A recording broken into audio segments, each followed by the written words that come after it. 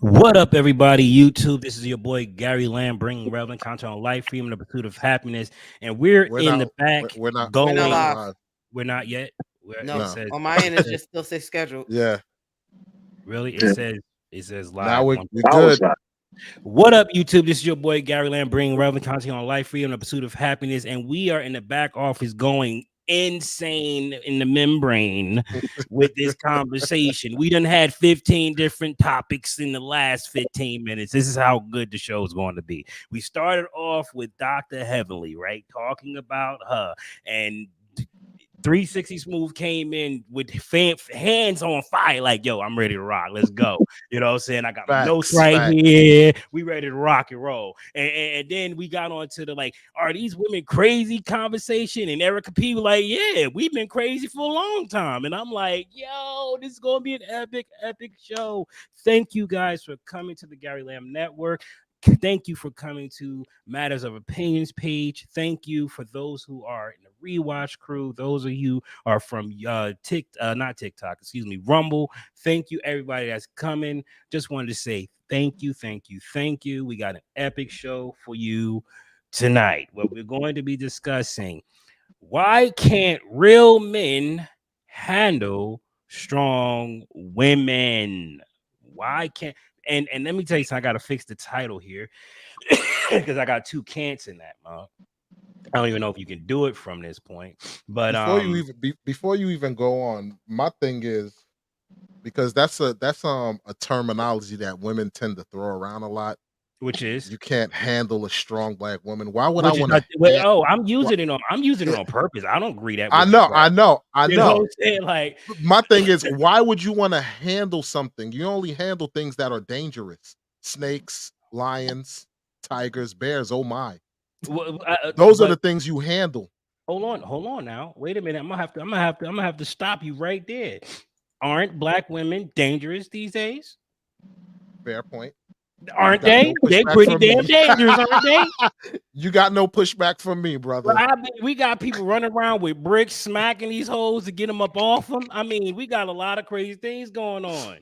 One woman just pushed.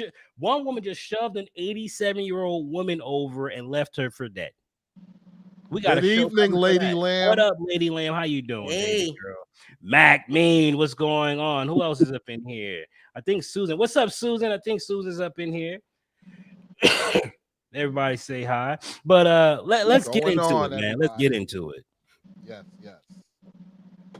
So, Dr. Heavenly had a discussion on what was it, Fox Soul. Fox Soul's video. We're gonna bring that up and we want to share that with the folk. Recently shared his thoughts about dividing the household expenses. Tyler said, as long as he is secure in himself and know that, yeah, she makes most of all the money, all I can pay is the light bill. As long as she's comfortable enough to say, I'm going to cover the mortgage and all the other stuff, that's fine. What bitch going to say that? Nobody's going to say that. Do you know any black women, Tyler Perry? Now, I love Tyler Perry and I like all the stuff he be talking about. But what black woman you gonna say, I'm sorry, I ain't even get to the other part of it. What black woman you gonna say it's okay for me to pay all the damn bills? Now you sitting your ass up, drinking all my damn Kool-Aid, acting a damn fool, want to control me and tell me what the hell I'm gonna do, and you gonna pay more than the damn light bill. Now, listen to what she's saying, folk. Tyler Perry made a statement that I am fine with who I am. And if my wife or girlfriend is fine with who I am, it doesn't matter if all I can do is pay the light bill. If she's okay, I'm okay. And Dr. Heavenly is saying, what black woman is going to be okay with you just paying the light bill?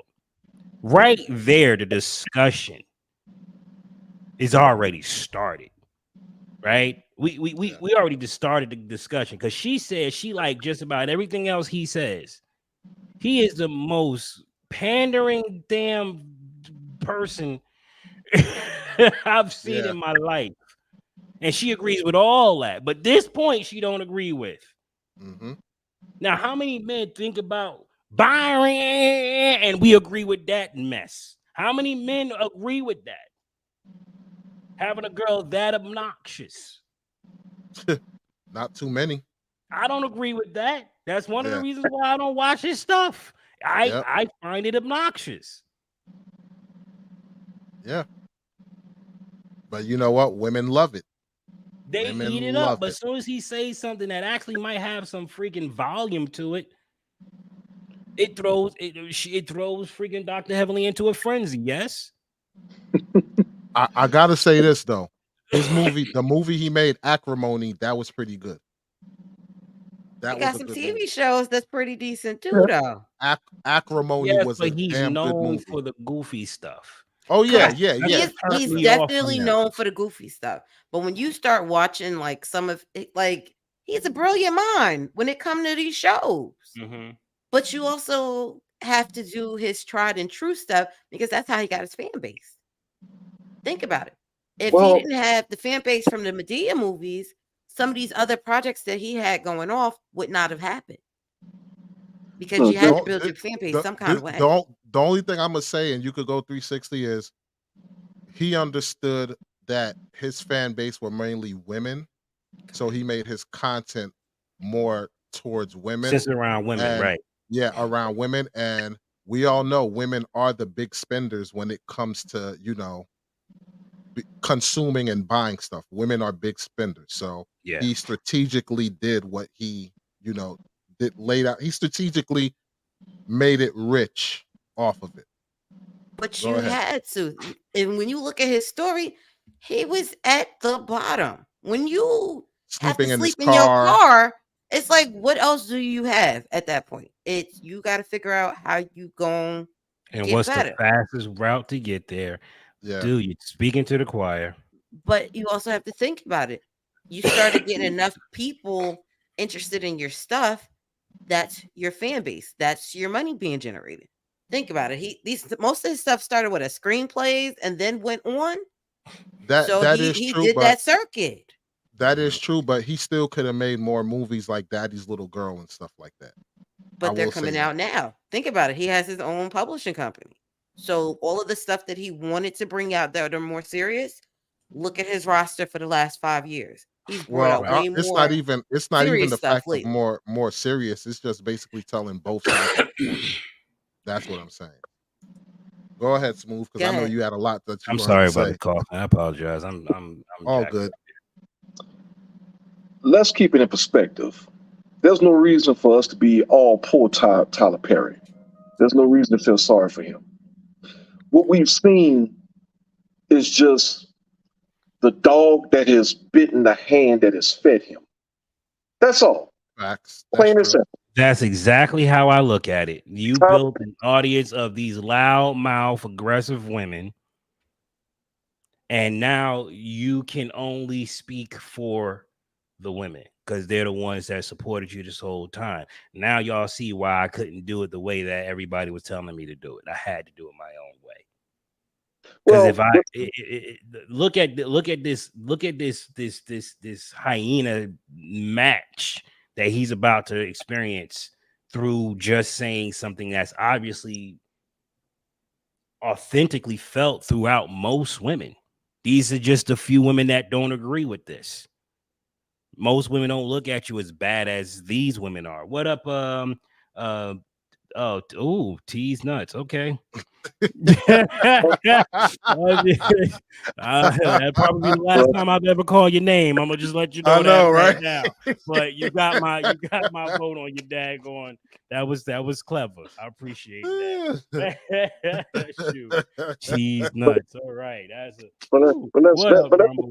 Let's really get into it though. Let's really explore this for a second. Let's go for it. Let's go. So he built his career off of kind of sort of subversively putting the truth in plain sight, but still making a concerted effort to cater to these women, to pander to these women, to feed into all of their color purple-ish ideologies and rhetoric, to make them feel good, to make them feel like the victims that they've always purported themselves to be, even when they were actually in positions of control and dominance, still feeding into their idea of victimization.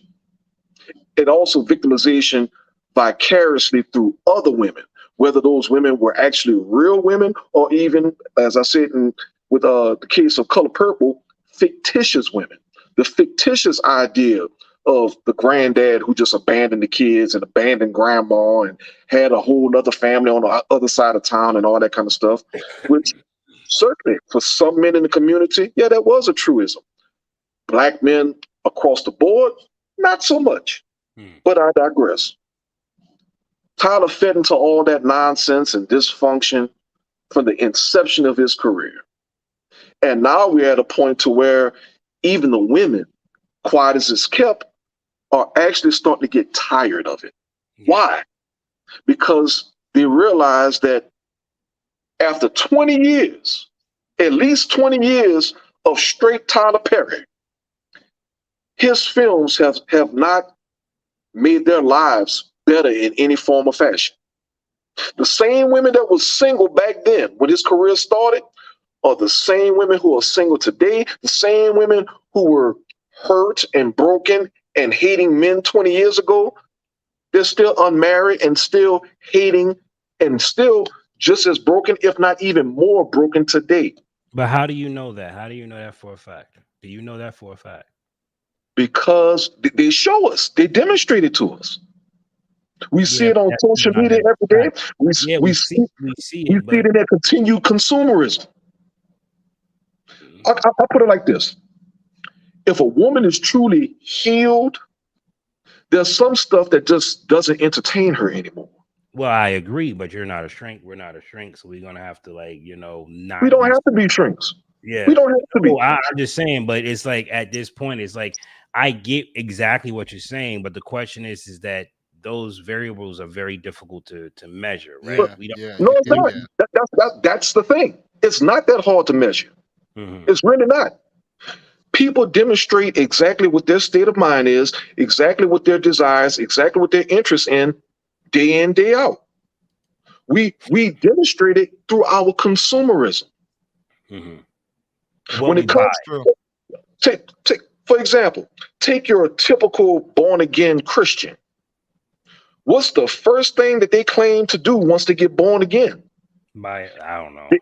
They abandon many of the behaviorisms that they claimed that was their vice of choice before. Yeah, they gotta get rid of it. Yeah. They say, you know what? I'm stepping into a new life. I'm trying to be a better person. I'm trying to do different things. I'm trying to create myself as a new creature. A lot of that stuff I used to do, I don't do no more. That's what they do. That's actually part of the whole process of getting better. Taking accountability for what you did wrong, looking at what your stresses and what your triggers were, and doing your best to avoid all of that stuff that fed into the toxicity or the things that triggered your memories of toxicity, and move forward. Many of us have been doing this for generations without necessarily needing a psychotherapist. It's called learning and growth or adaptation. So when you see somebody still doing the same things, or they're purchasing the same types of television media products, the same DVDs, they're reading the same low-class novels and stuff like that, they're doing that because it's still interesting to them. So when you see people like Tyler Perry, people like Oprah Winfrey, when they're still pumping out the same product, well, the only reason why they're pumping out that same product is because there's still a market purchasing their wares. Yeah. So these women show through their consumership, through their consumerism. This is what they're about. This is what they want. They're not interested in seeing this age's version of the Cosby Show. They have no interest in that. They want to see the Sukianas. They want to see the Sexy Reds. They want to see the Amber Roses. They want to see the Real Housewives of insert whatever city here. Right. They want to see that. You know what's crazy too? Y'all saw that clip with Sukiana where I forgot the name of the dude that came up from behind her and kissed her, like and kissed her or whatever. People was actually feeling sorry for her, like, oh my God, he can't do that, or this, that, and the third. And then like a week later, she's on a podcast talking about the way I am is how I am. I'm paraphrasing, but yo, this is who I am, blase blah. And then while she was out in London, whatever, in front of a whole crowd, she's talking about I need to get some D tonight. Need to get some D. You get what I'm saying? So it's like it's actually a lot worse than what you're saying. I know it is. I'm paraphrasing. I'm making it a PG-13 version of it. But it's like you masquerade like this. So what do you think is gonna come in your direction? Well, that's why that's the one point of contention where I actually do have to come to her defense. I have to come to her defense. Because I saw the interview that you're talking about, and she made it explicitly clear that whatever people say about her is more than likely the truth. She takes the stance of Vera from Harlem Nights. I'm an honest hoe. That was basically her stance. So she puts it out there, and she is explicitly clear that she is not a role model and has no intention of being a role model. Oh no! I got no pushback for that. I got no pushback. Yeah, I don't have a pushback on that part. Hold up. Let him finish. Hold up. Okay. Now this is what she said. She said she has no intention of being a role model. Now, do you have this clip? Do you know? Now, we had the same discussion over what? Almost 30 years ago with Michael Jordan, right?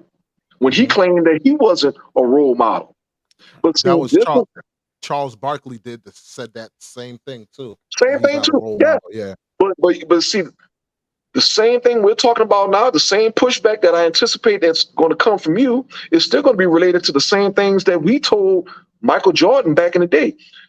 You say that you don't want to be a role model, but if not for your role model status, you wouldn't be selling your wares. You wouldn't be selling your shoes. Right. It's the same thing with Sukihana. She can profess day in and day out that she doesn't want to be a role model, but it still has a stop her from the promotion of the type of behaviors that she's involved in. This is the same woman still talking very much about getting a bag from ninjas. This is the same woman talking about debasing herself in so many different ways, up to and including what up, Danielle? Wanting to service Joe Biden himself. Up, Scrappy? Here's the thing. I'm not giving you pushback on that. The only thing that I was gonna say was everybody was sitting up here feeling sorry for her for the dude kissing her, but they don't see what happened before that, how they was flirting and doing all of this other stuff, which led up to it. So people just saw that little clip and was like, oh my God, he shouldn't do that. And like, she kind of ran with it too. Oh, she didn't just run with it. She full on accepted it. Exactly. Exactly. So you wasn't getting no pushback from me on everything. Not at all, because I saw the full clip. I went back and had to look for a bigger clip just so I could see what the whole story was. Break it down in your perspective, what you saw when you looked at it, when you looked at the whole clip. You know what? Regardless if I watched the full thing or not, that's the persona that you had. You was in there with this dude. You was flirting with this dude, and you I get it. If you don't want to be touched, you don't want to be touched. I wholeheartedly understand that. But you was playing with this dude the whole time. Make it make sense. Look, the impression I got is that if he had done that without the cameras around, they would have been. Yep. First of all, she's had worse shown on camera. Worse. And we're not even talking about the OnlyFans stuff, but correct. I'm not even talking about that because I don't do the OnlyFans. But to my credit, I don't knock OnlyFans people. I do not. I'm not saying that I don't knock it. I'm just not. I'm sorry. I'm not spending my money to see stuff. So I'm a cheap person. I'm just not doing that. Just like women who post for the gram. If you're posting for the gram to promote your OnlyFans or whatever the case may be, I have no knock for it. I don't. I have no knock for it. What's wrong, Gary? You have a knock for it? No, I do, because it's I stopped using Instagram because every time I open it up, it was somebody butt in my face, and I got tired of that. It's like, oh my God. Can I get some regular stuff? Like, let me get some newsworthy stuff. I can't even get that no more. You gotta change your analytics up. Start searching some of the new stuff and it's gonna pop right back up. Don't worry about it. They're gonna get you back. Because it's like I can actually knock it and appreciate it in the same, because two different things can be simultaneously true. I can appreciate porn for being porn for porn's sake, but I can also recognize that porn stars will not be considered with the same level of respect. Of course. As women who don't do that. Right. Of course. See, but this is what I will say. A lot of the women that like do the OnlyFans and stuff like that or whatever, they keep it strictly where they're like, yo, this is what I do, is to make money. Most of them aren't looking for relationships or anything like that. They're looking to make money and get the bag. Now, in their mind, they believe once they get past that stage, they can get their happy ending, find a man, the picket fence, the kids and everything. That's delusional to me, but that's what they wholeheartedly believe. And they get it. People be failing to realize some of them women end up getting married and having kids later on in life. And they also have to yes, that's some. But the thing is that women will take the small percentage and hold on to it and think, yeah, that's gonna be me too. And I'm not saying that it can't, but a lot of times if they're going into those situations, you got to be upfront about it. You have to. It's either you be upfront about it and you go ahead about your merry way, or you hide it, because I'm starting to realize a lot of these women be hiding they 304 days. Yeah. They be hiding the 304s. Yeah, because they don't want come back and blow up in their faces later on in life. They don't want nobody to know those, man. Like, why would they tell you about your whole phase? They know exactly how we feel about the whole phase. Listen, I am not about to sit here and put my life on the line with something you had on the freaking display for everybody to look at. I'm not doing that. You don't care about your image. You damn sure ain't gonna care about mine. You know what I'm saying? You only care about yours because I care about mine. But think about it. And it's so funny because me and Boss P was just talking about this earlier today. It was I think it was a clip he ended up pulling up, and it was like, hey, does your 304 what was the clip?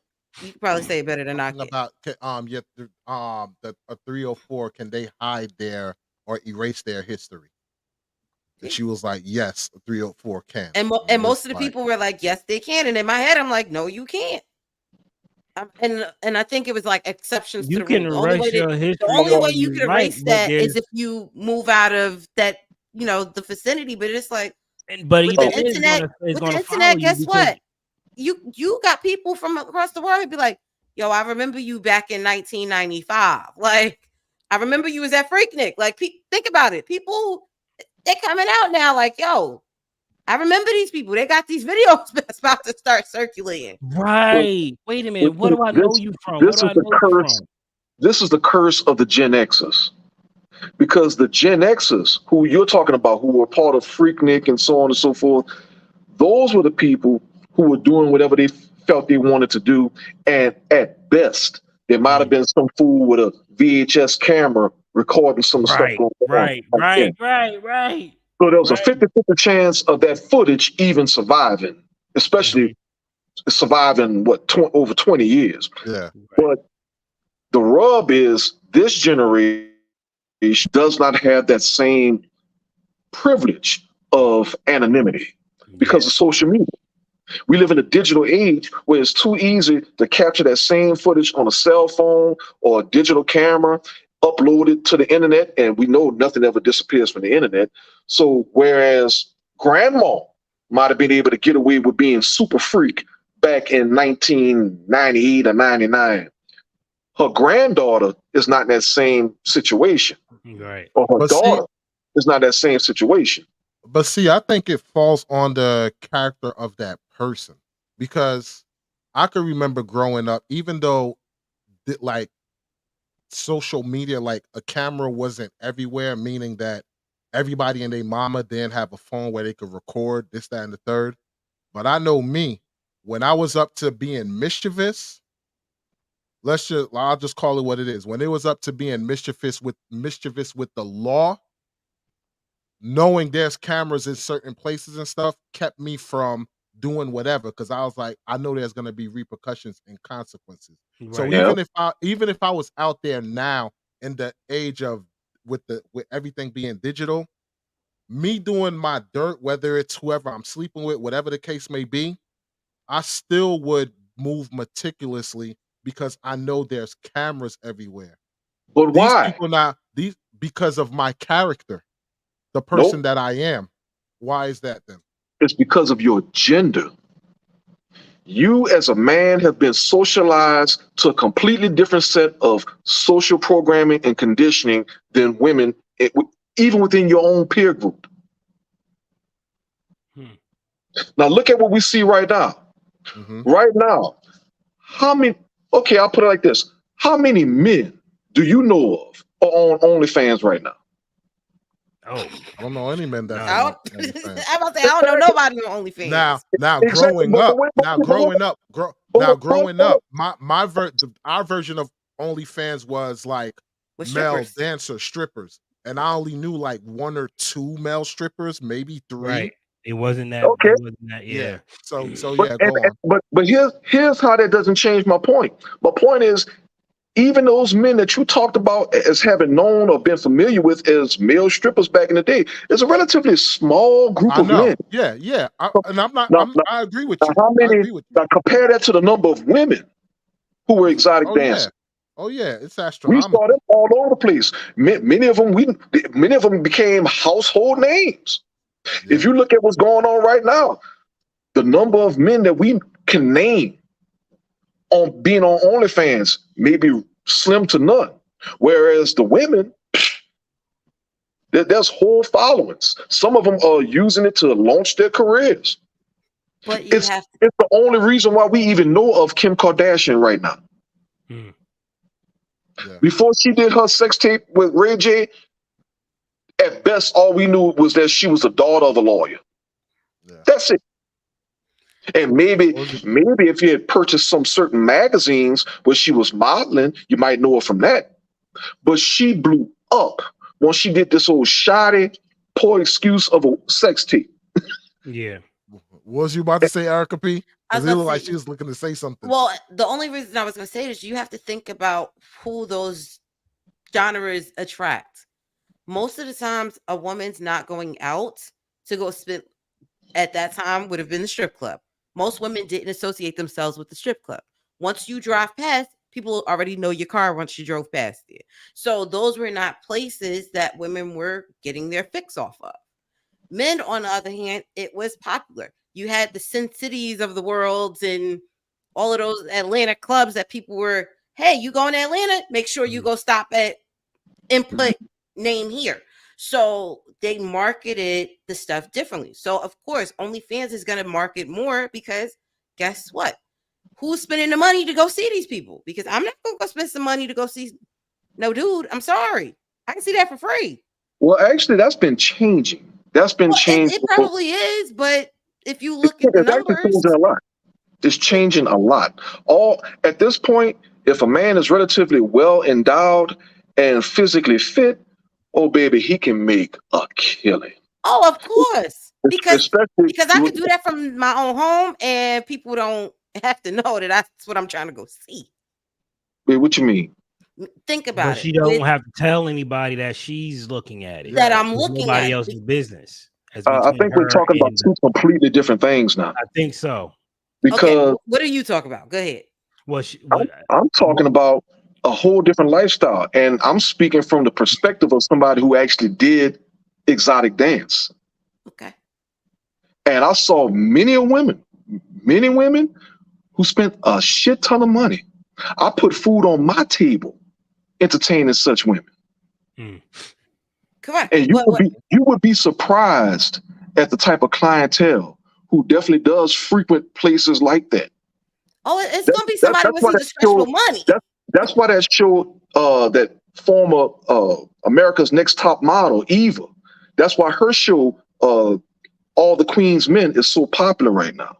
Correct. And many of the things that happen on that show, I can attest That was the kind of stuff that was happening in the club I was working in. Oh, I know. I know what used to happen in them places. You know what's crazy? I wholeheartedly know. You know it's crazy. As a side note, as the few male strippers that I did know, they always said they made more money dancing in front of gay men than straight women. That's where they made like they do. that's where they. I mean, they made a killing. Like us, like yo, they said the money. Because you have to think about it. A lot of times when a woman goes into those places, they come in with a set budget. Once that budget is done, they're done. Bullshit. I call bullshit. you really think the women really go to them ATM machines like that? As my sister, I love you, but that's a damn lie. That's bullshit. No.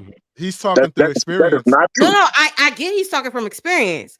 But in another life, I used to be the door girl. So I know the women that frequent, they usually came in with a set budget. It might have been more than what my set budget is, but when you go to those places, a lot more. I had males that went to the ATM machine to pull out more money. The women did not go to the ATM machine to pull out more money. And I can tell you that is bullshit. That's a limited experience that you're talking about. Well, I was going to say it might have been a limited experience from where I was. I've definitely seen women, if they spent all their money, they either borrowed it from their girlfriends, they got it from the other friends that they got with them. They would leave and come back. Oh no, baby. When they wanted what they wanted, they made sure they came to get it. No, hands down. They're coming to get correct. They know the market that they're going to. They know what they're doing. But what I'm saying is, on the flip side is when you have a male going to compared to a woman, no, the men are spending more than the women. And that's what I'm trying to tell you. Well, to a certain degree, that the women can be somewhat cheaper. Oh yeah, correct. I will say that because I've worked the door at both at a point in time, and I know women spend, but the men hands down spend way more. But a lot of times it depends.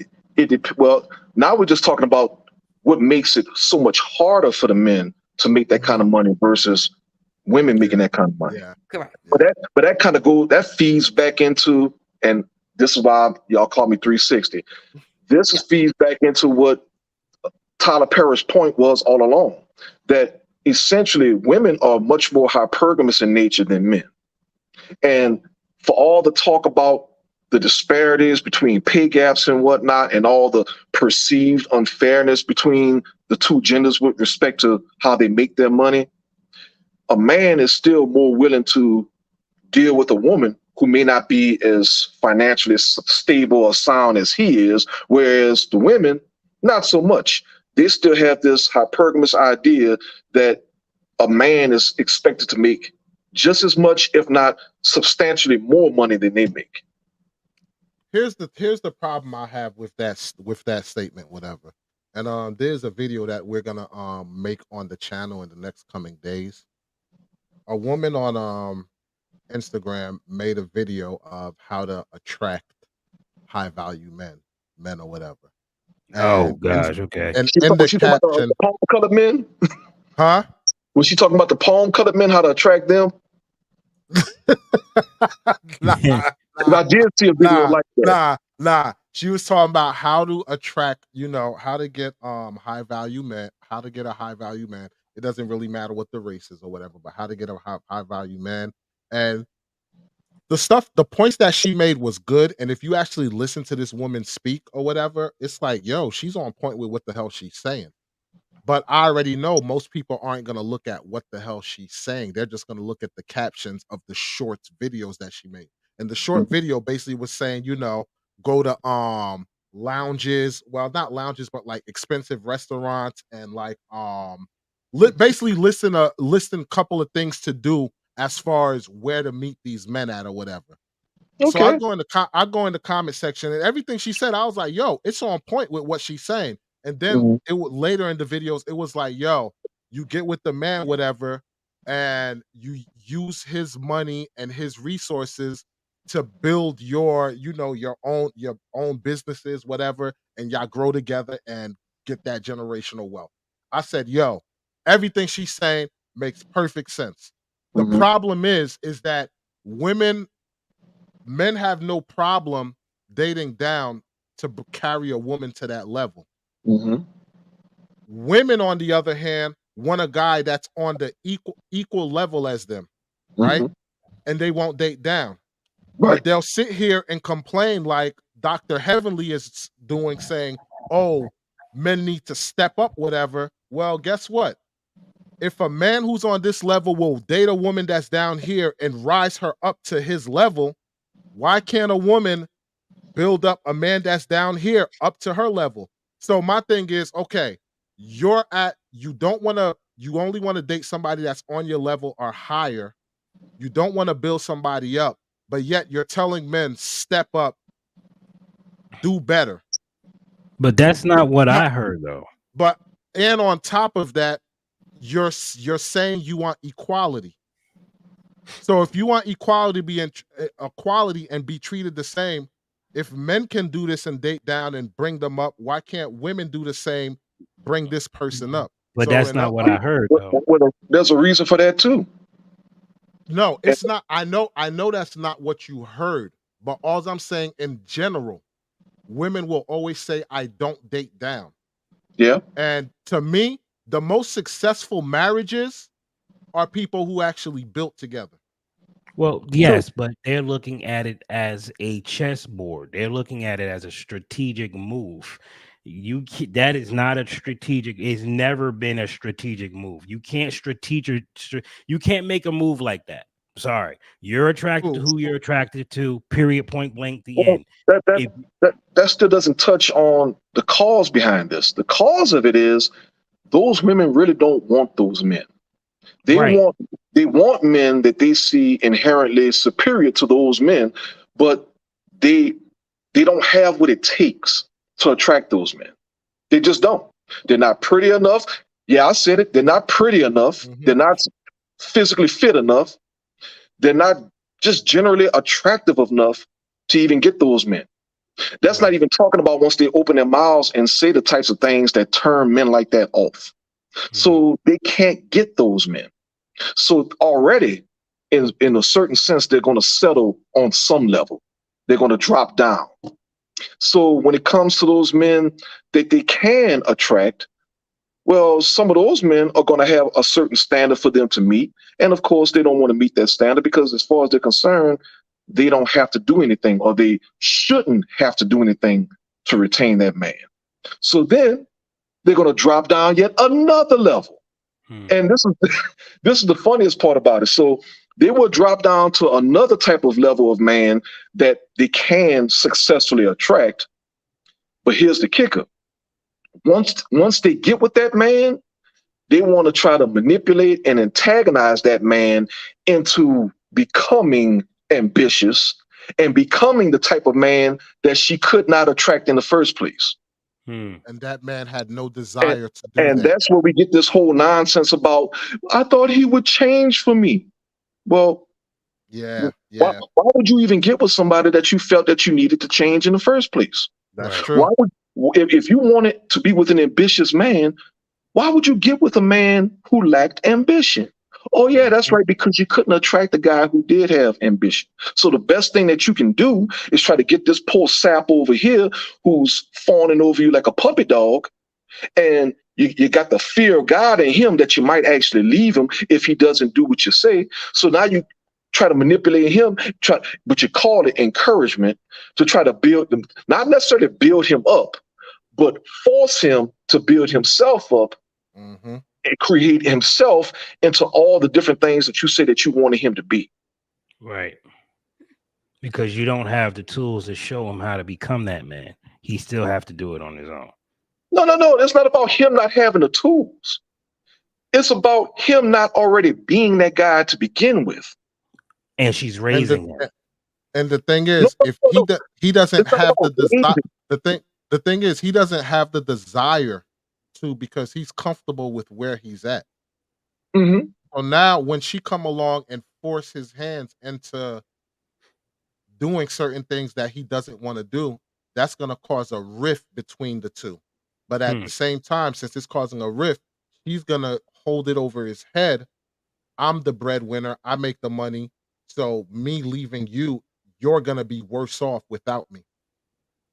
We also see it play itself out in, if, say for instance, the man is successful, he builds himself up. Well, he still was never the man that she really wanted to start off with. As far as she concerned, she got him up to that point. Mhm. So invariably, more often than not, she's going to leave him, because now she feels, well, if she was successful with him, then she'll probably be successful with that level of guy that was above him. Yep.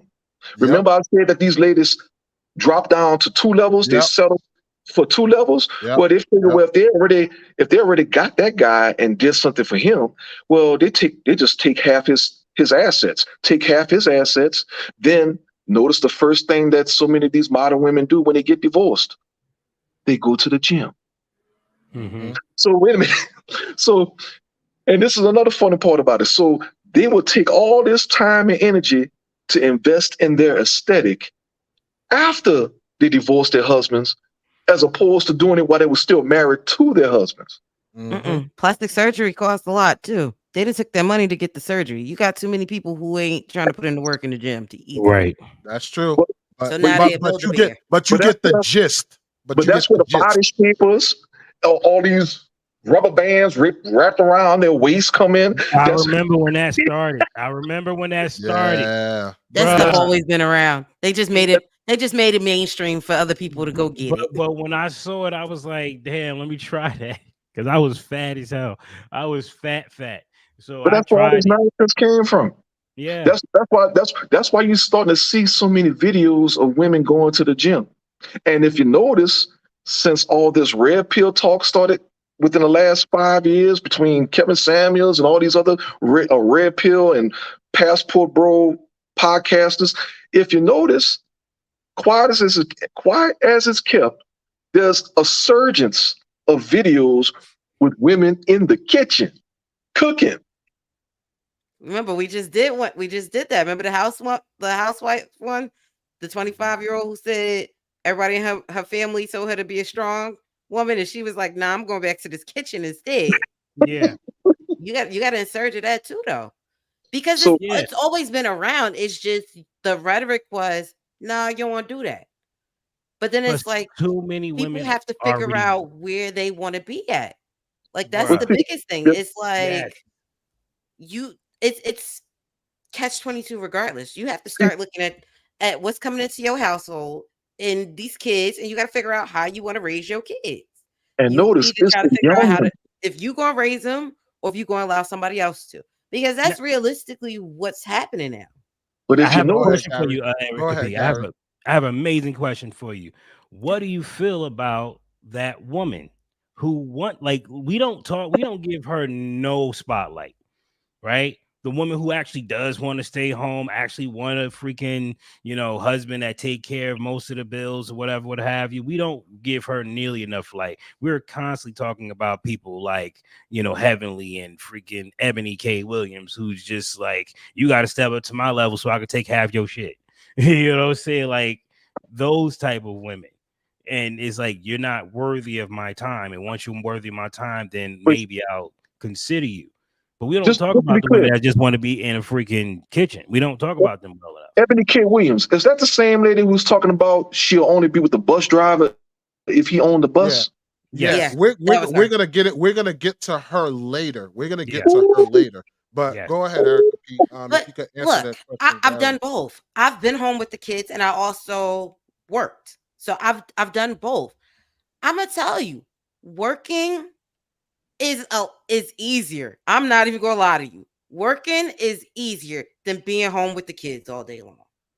See, for me, I Because got for a different. me, but you got to remember, women operate differently than men. Y'all might try to find the most efficient way to do certain things. I'm doing stuff in order. When I was home with the kids, I still had to get everybody to their activities. I still was in the house cooking, in the house trying to clean, still trying to run to the supermarket. I was still running a mile a minute. I felt like going back to work for 8 hours was a break. Hmm. And it was a break because yes, I still got to do all of the other stuff when I get home. But when you do that all day, every day, you don't get a break. And that's the problem that people fail to realize. That working mom from home with the kids, the one that's in the house doing everything in the house for everybody to make their life easier, don't get a break. They don't. I see that's one thing that's always rubbed me the wrong way when I would hear women say that, because it's way too easy to kick a mud hole in it every time. It really is. Explain. Go ahead.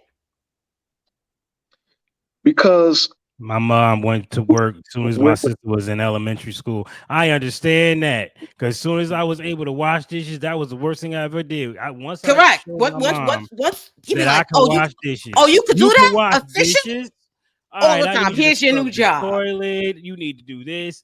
Like I was so efficient in my house, so efficient, because and I thought that's what I was supposed to do, right? No problem. So till this day, I clean after myself. I taught my kids how to clean after themselves. Like my wife, don't get it twisted. She has the heaviest job here, but ain't nobody invalids over here. We do it's not the fact of invalids, but the problem with that is everybody don't clean the way I clean.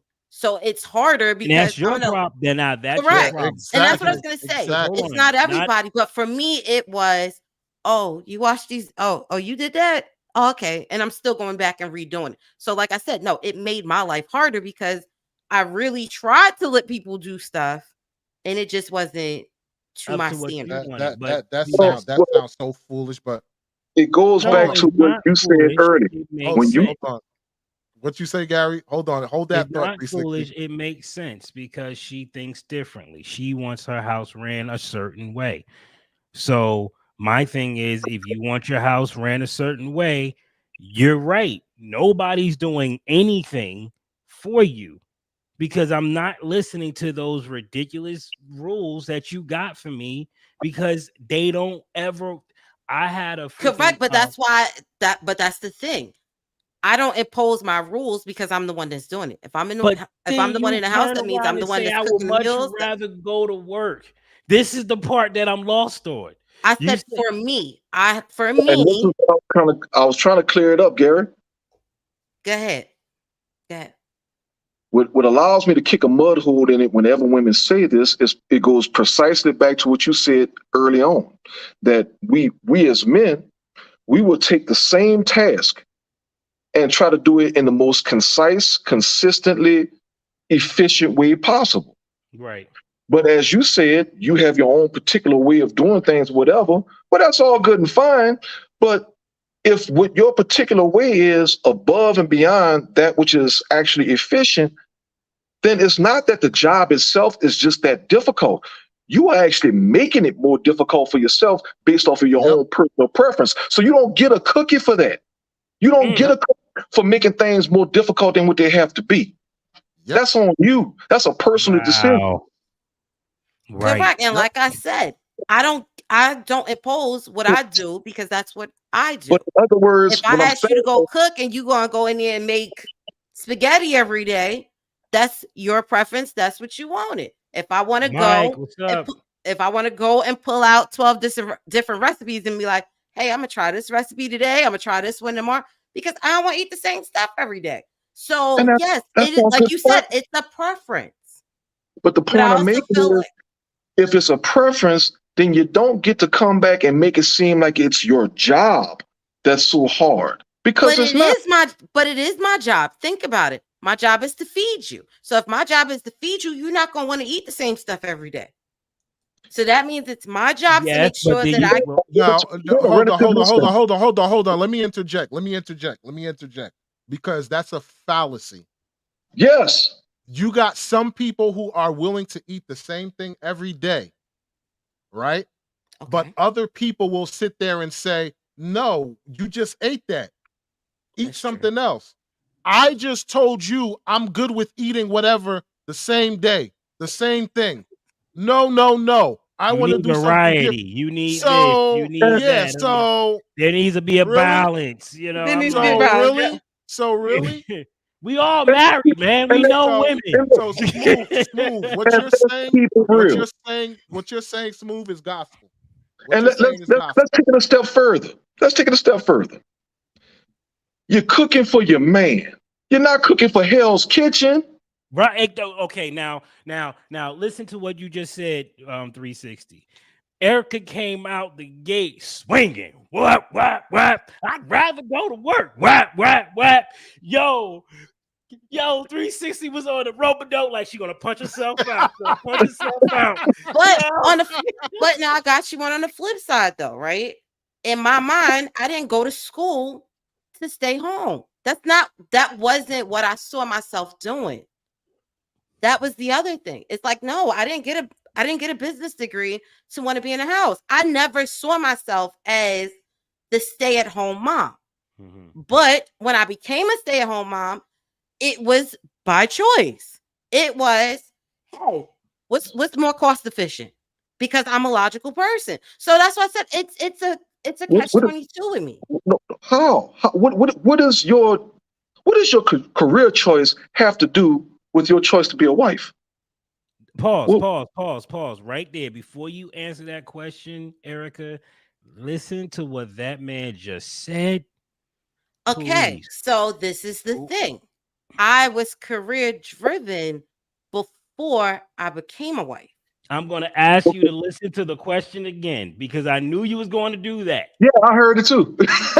But wait, listen to but think you ain't let me finish. I was. But when I got married, we made a decision as a family. It's a yes or no question. Do you understand that? Well, it wasn't quite a yes or no question, but it wasn't a yes or no question. It was very precise. Let me just say what does one have to do with the other? And the answer is I had to pivot when I became a wife. Why? Because we had to figure out what the job roles were going to be when I became a wife. So wait a minute. What do pivot stand for in our language, Erica? What does in our language? No, in men's language. All right, in men's language. If you were speaking man's language right now, and I asked you a question as clear as day, what do working a business have anything to do with being a wife? That's a very simple question to answer. Answer the way a man will answer it. Okay. In my logic, somebody had to take the L. Once we had kids, you had to look at whose job schedule made more sense. Okay. I'm gonna help you out. Oh God. Does being a wife have something to do with being a working girl, or does not? It does not. But if you marry somebody who was already a working girl, they have to change their mindset. Wait a minute. We're not talking about them. We're talking about you. I did. I had to change my mindset. Once I had kids, the working stuff didn't matter as much. What I'm saying to you is this right here. This is what I'm saying to you. You are at a place where you know the answer, right? You know the answer is not a damn thing.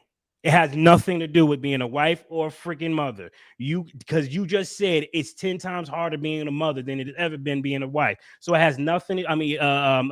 Working. You'd rather work. There's no way in hell you want to tell me that's an easier job when you just told me it's harder. So working every day was easier than becoming a mother. Yes. So being a mother is a lot more work, right? Yes. Okay, so what is it that like he said, what does being a working girl have to do with being a mother and a wife? Because you have to think about it. Not everybody thinks that's the life that they want. I didn't know I wanted to be a mother until I became a mother. I didn't know I wanted to be a wife until I became a mother. So you have some people that grow up and they play house and this is how I want my life. This is it. That I was never that kind of girl. Yes. So when I decided to have a family and all of that stuff, it shocked the crap out of most people that I know because it didn't fit the narrative that they assumed for my life. that this particular response is exactly what a lot of modern American women are now starting to awaken from, because all of that right there is the cookie cutter social conditioning that has been instilled in the modern American woman. That there even is a need to pivot or whatever you want to call it. Meanwhile, millions of American women were already having this dual reality for generations, even before the 1970s when all this pro-feminism started. Women in America always worked, unless they were the privileged few who happened to be married to men who were making the type of income to where they could let their wives be the stay-at-home wives. But other than that, the working poor, those immigrants that we've been subjected to countless stories like American Tail and what is it? I forget that Leonardo DiCaprio movie, but so many of these Gangs of New York. Yeah. We've been subjected to all these narratives, all these stories, and the common thread between all of those things, going back, all those stories that go back to the 1700s, we still saw women work in this country. So this idea that now, in present day time, women have to do this, I guess, code switch, if you will, or modification to try to balance being wife, mother, wife and businesswoman. No, it's nonsense. It's one of those things where the women are being conditioned to tell themselves that they have to do this switch, when actually women have already been blending the two worlds together almost forever. Here's my thing, and we're gonna get to Scrappy's comment in a minute. I think that the fact that Erica went through that was amazing, right? That was spontaneous. That was superb, because it paints a beautiful picture, right? It was a very difficult question for you to answer. And yes, we're asking a woman to think like a man. And it's like, that's what we're trying to do. We get you to think like how we look at it. It'll make way more sense to the other woman, right? I know you get it. You know what I mean? But a lot of women don't get it. They don't understand it because they haven't been in a relationship long enough to get to the point where they can at least understand it. Right. I don't even give that leeway, because I've seen too many women, even in present day, live that lifestyle where they have these great jobs, they have great educations, and they're still wives and mothers. So it just doesn't match up. It's just not true.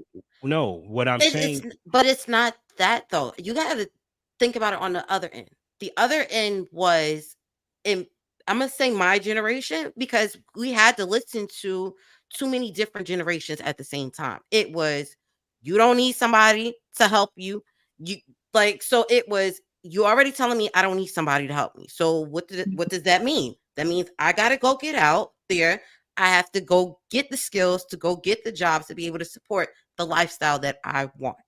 You on the other end, you're telling me, hey, you want somebody that's going to be on an even keel. So that means one of two things is going to happen. I'm either dating people that are in the same field that I'm in, and a lot of times that's really not what's happening, because how many people are in that business world are dating other business people?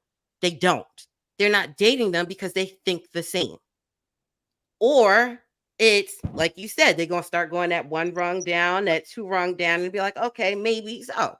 I didn't grow up with the mindset that I need to fix somebody. It's, you come as you are. We can do this together, or we can go about our separate ways. There's no, let me force you into. I don't ever want to be that person that's going to say, hey, I didn't force you to do what I want you to do.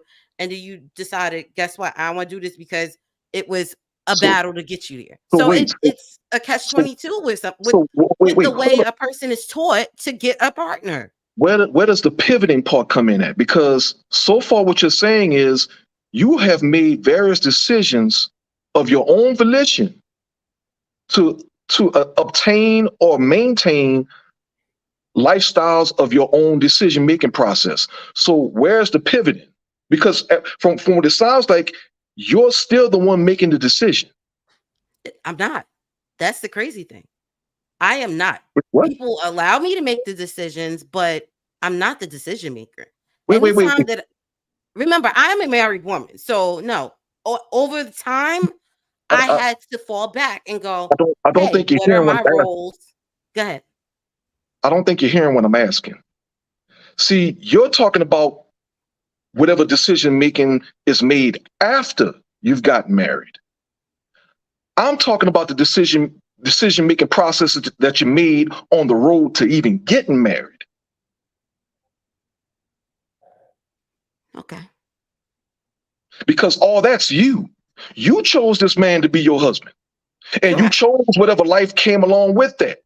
You knew exactly what his expectations were of the family life. You knew exactly you knew exactly how many kids he probably wanted to have. At least you should have. At least what he dreamed of, or like Gary said, at least you should have. I mean, all of this is part of the courtship process. And at any given point in time, until that moment you actually said "I do," you had the volition. If you had the volition, you always had the choice to say, you know what? No, this is not for me. No, this is not what I wanted. But you consigned yourself to this lifestyle all the same. So if you've taken everything that goes along with that, then that's not you pivoting. That's you actually making a choice for the lifestyle that you wanted to have. Not a pivot at all. If it had some additional things down the line, well, tough luck, Charlie. That's just how it works. Well, but that's the thing, though. So things did pivot because you have to think about it. At one point, I did work a certain job for 10 years, and then I got laid off. And the pivot wasn't because of the marriage. The pivot was you worked a career and you got laid off. So the pivot was not the family. It was not my husband. It was me. I had to figure out what was the next step once that happened. Well, what was the next step? The next step at that point was you're going to be home and raise these kids up until they get to school age. Pause. So what would have happened had you not been laid off? You still had the kids, right? Yeah, and they still would have been in school. So with the oldest, the circumstances was different. He was in, so the job that I had, his daycare was downstairs from my job. So I got up to go to work. He got up to go to work with me. So that first kid was coming to work because the daycare at my job was in the same exact building. So all of the other kids might have followed that track if I didn't get laid off. So yes, it was a pivot because my employment changed. So once that employment changed, that's when I ended up going, hey, maybe I do stay home.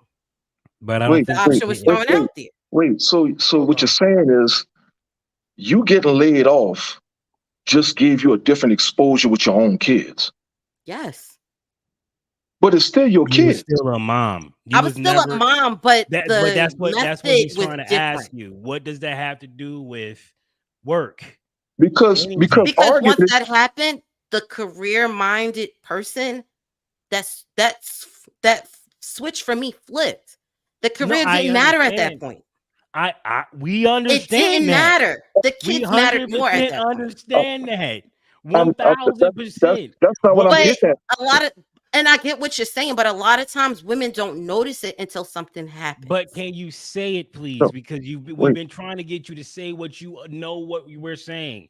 If you know what we're saying, say it. What does working a career has anything to do with being a mom? You've never said it. It has nothing to do with it. You've never said it. That's all we're saying. Say it, and you can say whatever you want after that. Because we're not going to get past that. You haven't said what we're asking you to say. That has nothing to do with being a parent. And let me be very clear. The point I'm trying to make off the rip is that this is not something that you're forced into. You just simply chose one set of decisions over another set of decisions. Because as you said, the only reason why you got put in that situation was because, let's just be honest, it was a temporary situation to begin with. There are no more golden it's always going to be temporary. I It mean, could be you know, 5 years temporary. nobody's guaranteed a particular job or even a particular career anymore. All that's gone with the baby booms. There are no more golden watches. Mhm. And the situation that you described was that as a perk of the particular company that you were working for, they had their own built-in daycare. And once you were laid off or furloughed from that, well, now you had to kind of deal with your own kids, or or seek out employment with a similar corporation that Yeah. had the same setup and go right back into that. But instead of doing that, which that's not my business if you did it or not. But one way or another, that's not the path that you took. And here we are. You stayed at home, and I guess you liked it and found it to be preferable to your Correct. But it was behavioral set or it was satisfaction than different. going back to that world. And that's what it was. So it was different. And the problem, I think, that for me, like I said, that flip switch was most of the people around me were like stay-at-home moms. What? So it was a bad stigma, I think, at one point too, because at one point it was like, okay, that's gonna be temporary. It's like, Mhm. okay, we'll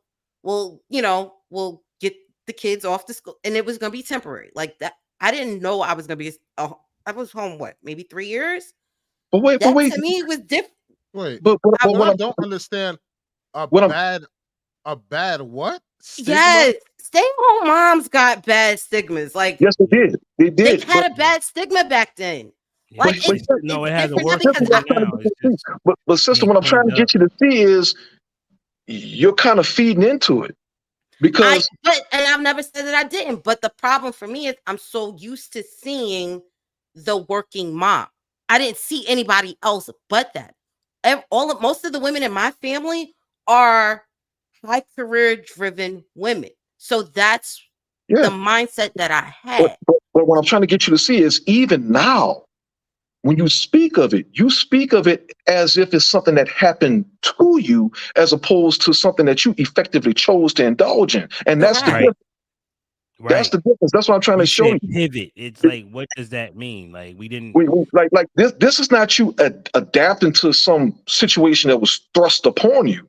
Because, as I just mentioned, if you really wanted to go back to that type of lifestyle, well, you already had the degree and accreditation that you needed for that particular job. Matter of fact, you would be better aligned to get that same type of job in another corporation because you actually had experience. So Correct. all the stars could have aligned in whatever way that you needed them to be or wanted it to be if you truly wanted to go back to that life. But you made a decision, I sister. didn't. And that's what it was. Having the kids made me see that was not the most And that's important beautiful. thing anymore. And I And that's think that beautiful. a lot of times people don't see it. It's either one way or the other. By having both, it was like, this ain't as bad as I thought it was. But on the flip side, I've always been that, like, I love having kids like that. Once I had them, it was like, bet, I like this. Come on, let's get our sports. Let's do it. Like, I am a controlled person, so I can control most of them narratives. But since you say that, what made it so easy? What made it so attractive to go into that type of lifestyle as opposed to returning back to the business lifestyle? Because your business was easier than I still went back to business. I did. I waited till the kids got older, But and I still now- went back to business. But But see, this is the beauty of it, right? You get to go back to work. You know what I'm Yeah. saying? When I'm tired and bumbling and fumbling because I done gave you 20 good years of my life going out there busting freaking cement with my dang bare hands and stuff. You know what I'm saying? I've done went through something. My back hurt. You kick your ass back to business, go back to school, and get us some our money. It's correct, my and time. that was always my this plan, is- though. But see, this is the difference, though, because if you ask any man, right, men understand they got to be a breadwinners, whatever this, that, and the third, Yeah. providers, whatever. But if you ask a man, hey, this woman want to marry you, she's a millionaire, whatever this, that, and the third. She works, you stay home and take care of the kids or whatever this, that, and the third. Being a man that you out there breaking your back, like Gary said, breaking concrete with your fist, this, that, and the third, doing intensive labor that is shortening your lifespan, basically, with you breaking your back. And you tell me to choose that or to stay home and raise my kids the way I want to and do the chores and stuff. And again, us men, we find efficient ways to do it. I'm going to take that in a heartbeat because I don't want to freaking waste my time for somebody else to get rich off of while I'm breaking my damn back, freaking shortening my lifespan. But women have it in this mindset because they sit at a desk and everything like that, that this is the better and efficient way to live. Right. Because your life is efficient for you, not Yes. for us. And that's the problem. Like you can't come with this pivot crap. It doesn't work for us. Either you're going to, and this is why I want to bring. It's so important that I bring Scrappy's comment up. Hold on.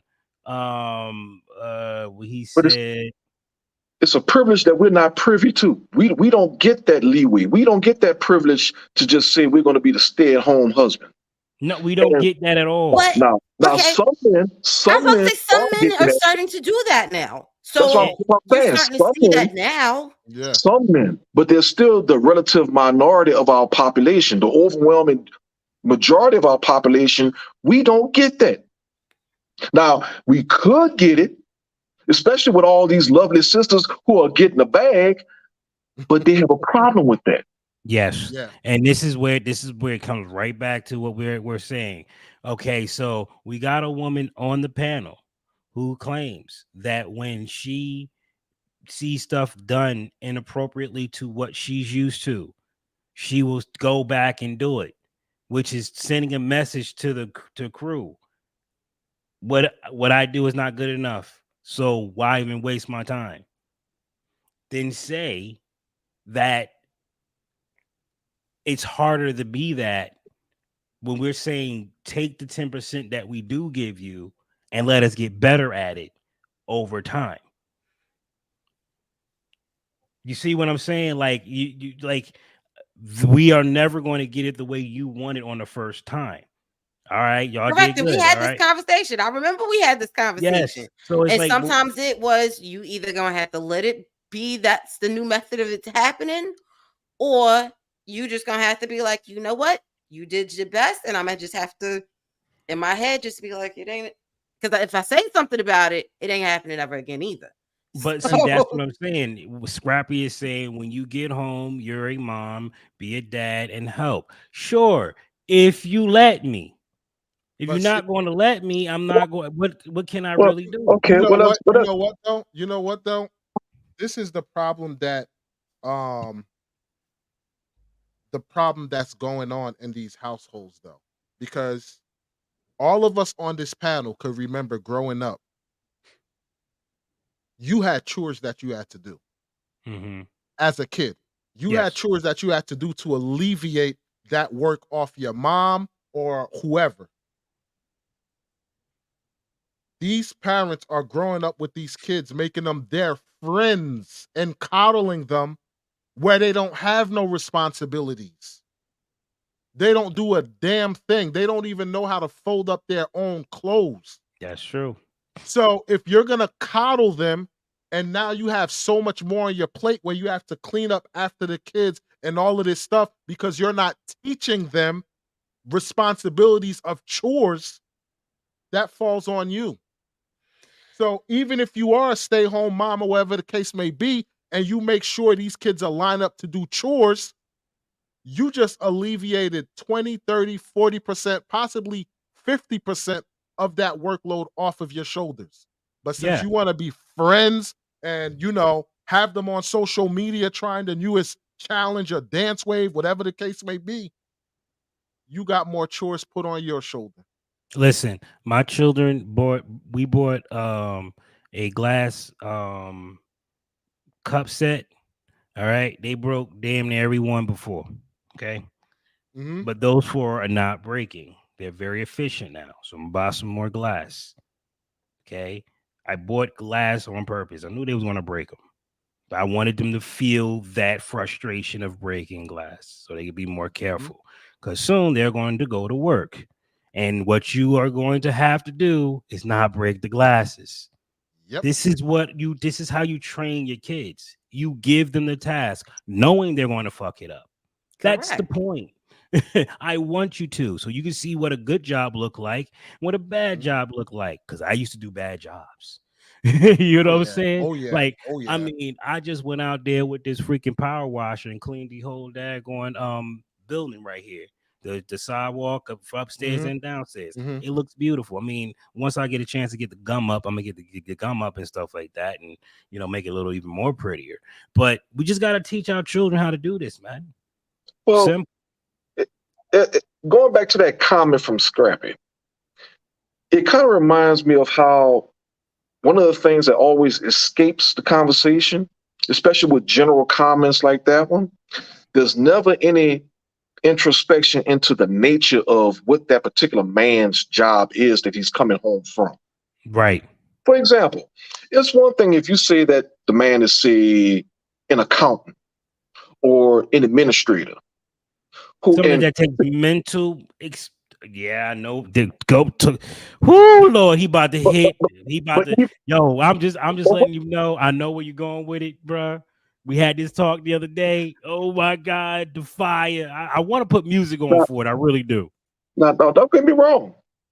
Some of these guys do have the privilege of being able to leave some of their work at home. Some don't. Some of them, when they need to come home, they need to decompress and become the husband again, as opposed to the administrator that was kicking ass all day long. So that's a little mental exercise right there.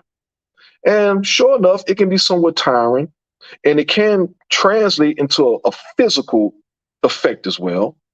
But then you got men who may be bricklayers, who may be plumbers, who may be electricians, who may be ditch diggers, who's been out in the sun all day long. And now they're coming home. That's going to be two completely different experiences. And to a certain degree, he may need to go through the same type of mental decompression that maybe the other guy went through, the accountant or the administrator. So you got two different men coming home. And for the sake of this particular argument, we're only going to be talking about women who are the privileged few to be the stay-at-home mom. They're not working in terms of having a cookie cutter job. Their work consists of maintaining the home, maybe running a few errands here and there, going to the grocery store, whatever, and taking on the general duties with the kids. General.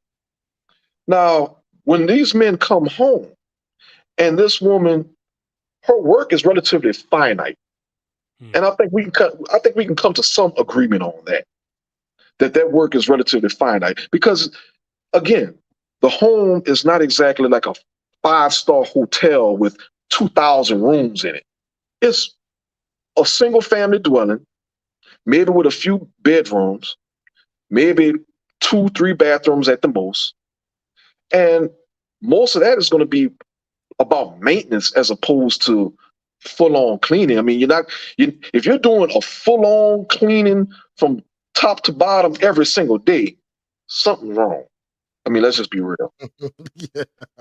Listen, Somebody's messing up somewhere. I've sat there and I've done videos on how to clean a house years ago, and how to maintain the house and how to keep it clean. It's buying those damn wet wipes, those wet wipes, what those Clorox cleaners, disinfectant wipes. That's all. Yep. And all you do every once a week, you wipe everything down. That's it. That's all you gotta do. Wipe everything down, and you're good.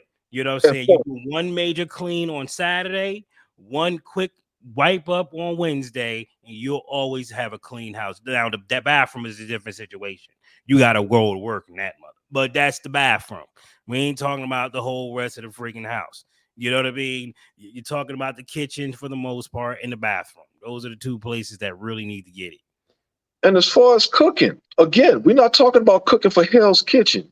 You're only cooking for your husband, yourself, maybe your kids. And from that point on, it's just the addition of more condiments, the addition of more ingredients, more portions. Yeah. But it's the same meal, because one way or another, you still got to eat. You still got to have breakfast. You still got to have lunch. You still got to have dinner. You know how many times we done switched up chicken? and how many times we dressed up salmon and how many times we transformed collard greens. It's the same foods. It's just different clusters of it. Like we might have ribs today. Well, we ain't have ribs in a long time, but we might have barbecue chicken today and fried chicken tomorrow. You know what I'm saying? Here's one thing I want to point out too. He Is said that once a week. No, here's one thing twice I a want. week. You know, wait a minute. Let me rephrase that. You wipe up once a week. You do one major clean once a week, and you do a wipe up once a week. So you're not really killing yourself. That's how I look at it.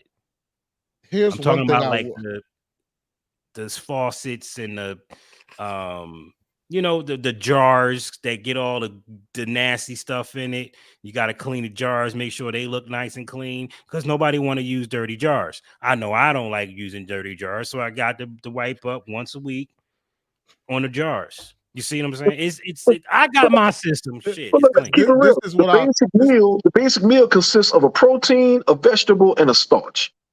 but And I just want to I just want to add this effect to it too, is the fact that most men Really? do not most men do not expect their wife or whoever they live with on a daily basis, even if they're stay home or whatever, stay home wife or whatever the case may be. You don't expect them to do everything every single day. Most Mhm. guys genuinely be like, yo, you doing a lot. Why don't you just do a little bit this day, a little bit that day, a little bit this day, a little Make it bit that easy on day? yourself. You ain't got to Yes. kill you know, like But the woman will turn around and no, I have to do this. And it's like, you're killing yourself for what? So women go in like doing all these things, but the guys are not asking for them to go and do all these crazy amount of things. So you're just piling more stuff on your plate for no reason. and then still blaming us for it, developing that disdain towards us for it. Like I was talking about the meals. Most meals, like I said, are only a protein, a starch, and maybe a vegetable. basically, yeah, that's a meal. You're And right. you've had generations of people who've actually survived on possibly eating the same types of meals, maybe the same 4 or 5 meals every day. Now, we kind of take for granted in this new technological age where we have so many different options and choices. There's umpteen thousand cookbooks from across the ethnic spectrum. So yeah, if that's what you want to do, then yeah, that's your choice to get into that. But it's not a base requirement. Most men are just happy just to come home to a meal. It doesn't necessarily have to be the most spectacular thing. But now we're in an age where we're in a moment in time where the modern American woman really just doesn't want to even do the basic minimum anymore. Not Why should realizing she?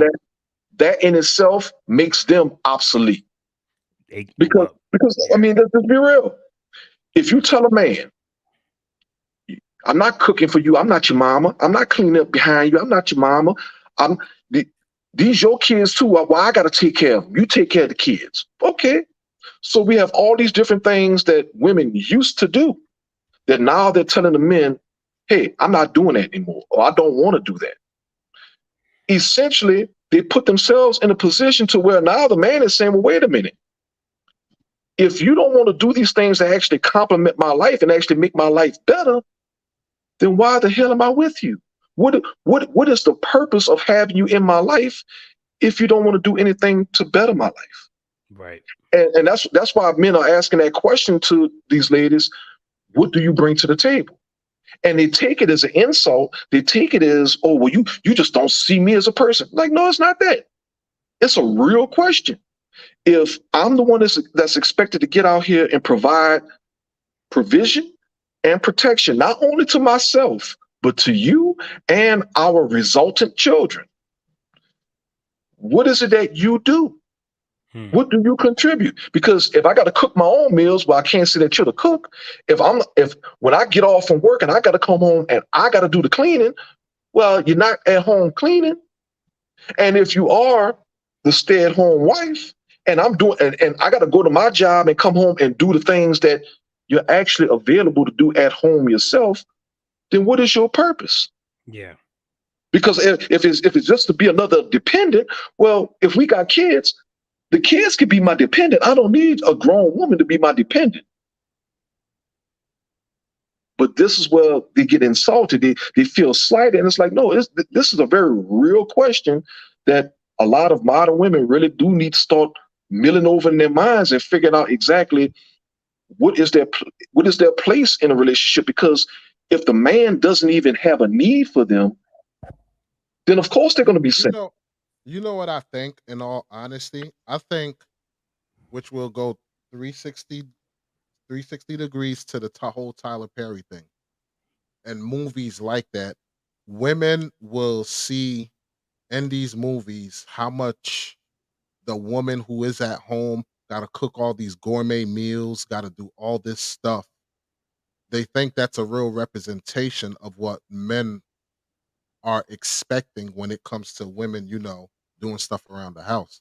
And the average man takes into effect, yo, I know I work, she works, this, that, and the third. I'm not expecting you to go over and beyond, cook a gourmet meal and clean the whole damn house like Gary said. All of this, like, that expectation is a fallacy. Most men are like, yo, we'll do these little bit of things at a time during the week. And when it comes to the weekend, if we feel we need to do a deep clean when everybody's off, then we do a deep clean. You get what I'm saying? So I think women are taking pointers from people or outside sources that have no idea of what actually goes on in a real in those marriage. Because they've never, circumstances. It's funny that you even say that, because if you look at every Tyler Perry movie where the woman actually gets the great relationship with the good dude has a job that these women would consider having settled for. Yep. Facts. What was you about to say, Erica P? You were saying, I was gonna say, or you have to look at how that woman was raised. Because if that woman was raised where her mom was cooking 4 and 5, 6 different meals a week, 9 times out of 10, that's what's in her mind of what you need to do. Because a lot of times and I'm not saying it to be funny, but women are programmed based off of what they see around them or what they were missing or lacking around them. There's no in between. It's either you had the good mom, the good grandma who made Halloween costumes and decorated and baked for the bake sales. And when you have that kind of mom, that's the type of mom a lot of times you become. Or you have the opposite where your mom ain't do nothing and you had to survive on your own and do everything. So guess what they're doing now? They're doing all of the things that they saw on TV or saw in those movies that they assume a woman is supposed to do. There's actually another prevalent group within that that's actually significantly larger. And that's the group of these baby boomer and Gen X women who don't tell the full story. Yes. They will have this one particular experience. And then as far as their daughters or granddaughters are concerned, grandma or mama just had a rough time with daddy. She was working her fingers to the bone. She always was cooking. She was always cleaning. She was doing this and she was doing that. But you see, grandma and mama, they never told their daughter or their granddaughters what all granddad was doing for the family. They don't talk about those 12-hour shifts granddad was working. They don't talk about all the things that granddad used to fix in and outside of the home. They don't talk about, and I know this gonna rub some people the wrong way. They don't talk about how granddad accepted grandma after he found out that grandma was a 304, that maybe she even possibly cheated on him and had him raising kids that wasn't his. It was not his, yep. Because that's happening today. Narrative about granddad having a family across town. But what about when granddad was dealing with another family that wasn't his in town, in the same house? In But the see, same house. They don't see, talk see, about that, they right? don't talk about these Oh, things. There's such a concerted effort to denigrate men, but there's no effort to actually celebrate the accomplishments, to celebrate the things that these men have been tolerating or dealing with, and what they were truly successful at as black men. We never have that conversation. It's always granddad or dad was the villain. There's always this picture of, well, if the mother was a single mother, then of course the only way she could have been a single mother is if the dad abandoned her. Heaven forbid that child was a product of a one night stand or a situationship, or that the mother was actually the side chick to a married man. We don't talk about those types of things. You know what I notice? When you hear granddad or dad had a whole family on the other side, or whatever the case may be, nobody ever ask, why did this happen? Why did that happen? But if you heard mom or grandma was out there, you ask, why did she go out there? Why? It must have been something he did. You get what I'm saying? Get attention. Exactly. But let us say granddad wasn't getting the attention from his wife giving him her wifely duties. Oh, how dare he expect that woman to keep giving it up to him like that? Well, isn't that part of being in a monogamous relationship? You're telling the person that you're in a relationship with that since you're limiting their satisfaction to you, you're pretty much on the hook to give them that satisfaction. But again, we don't have this conversation. Or if we do have this conversation, it's always in a one-sided way, primarily in the women's favor.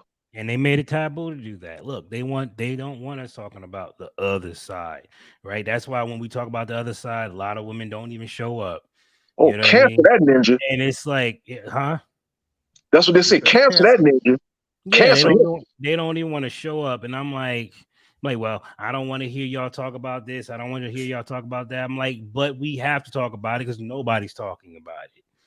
Everybody's talking about the stuff that we did wrong. And I'm like, wait a minute, but we're not keeping you accountable. We have to keep you accountable because you won't keep yourself accountable. Or they'll start attacking your word choice or your tone. Right. Oh, well, yeah, he was right, but I just don't like the way he said it. Maybe he could have said it a different way. And it's like, no matter how we say it, you're not going to like it. It's all going, listen, baby girl, you made some bad decisions that's going to affect your future. There's nothing you can do to stop that. Everybody, the decisions that I made affected my future. All right. Every last one of them affected my future. When I decided I was going to put more work into my kids than to work, I realized I was going to be a broke dude for the rest of my life when I found out my kids were autistic. I'm not about to sit here and put them on a back burner for no bread so I can drive a car. What? No. To hell with a car. I can always get another car. They need to work. They need to make it in this world. So I had to teach them how I got through being that way. I can't leave them. I'm the best thing they got. I'm their navigator. I went out there and did all this crap so they won't have to. You think I'm not going to give that to him? I'm going to give that to him wholeheartedly. And my kid is a whiz. We can actually bring this back to a full 360 again, because these women, through their own decision-making processes, their own decisions, they are essentially privy to a great selection of men who just happen to make less money than they make, but because of their own decision to forego those men in pursuit of men that they feel are better, they are damning themselves to perpetual single life. Yes. And they don't realize it. But you have to think about it though. If people are, you got to look at it as women in general. When you start going, hey, this is how you date, I don't think people are really having these real conversations with them. Because to me, think about it, right? I think we had played a clip a couple weeks back where it was women should look for loyalty and this, and it played like 7 different things. Look for hard, cold, and they was looking for income and status and this, and it's like, but you can't always. If your list is that, that's all you're going to get. So that's a whole different set of consequences that you have to deal with if that's what your list is. Well, I mean, let's just be real about it. The reason why all that fails is because it's not so much the length of their list, it's what's actually on their list. Correct. And that's, almost everything on those lists have to do with something that's external to the relationship itself. Correct. Oh my God. And it got nothing to do with the relationship. Correct. But that's what I was going to say. With the man. Yes, it has nothing to do with the man at all. And I think that's the problem. They're getting these lists and not talking to people that are married for longevity, that aren't just married because we look good on paper. It was, how did you find your partner?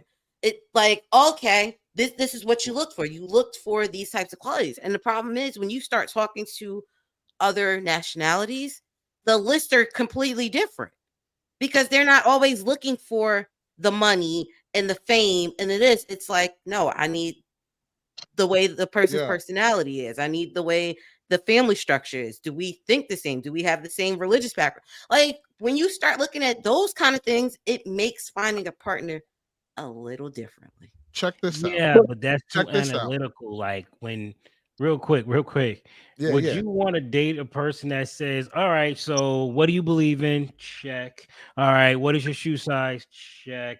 Do you like that's but like, realistically, that's what you're doing when you're dating, though. You're trying to find out the answers to those questions. You may not be as analytical as me going, I got a list and I want to interrogate you, but those are the things you're supposed to be finding out as you go on dates. These are those natural conversations that you have. Like he said, you knew at some point how many kids that your partner is going to want to have. Mm-hmm. You're going to want to know what kind of religious background they're going to want to have. So like, how would you break that in? Like, how would you? Go ahead. Here's the point that you guys are missing. Any of y'all, I know all of us had to have watched them gold digger videos or whatever, right? Mm-hmm. We all had to have watched them. Now, whether they're fake or not. Oh, the ideology holds true. Yeah, exactly. Because think about it. The guy steps to the woman. She doesn't want to give him no type of play whatsoever. As polite as he is, the minute she sees the car that the man has, now all of a sudden, you want to, hey. And when she comes back to him because of the car that he has, the guy be the most disrespectful to the girl. And she takes it. She takes all the disrespect, disregard everything else because she has her eyes on the prize of this dude must have money, whatever the case may be. So if the main thing that you're going by is based off these external things outside of the man, regardless, whatever red flags you may see, whatever the case may be, you're going to look past them. You're not even trying to really get to this man because you're just going to be a yes.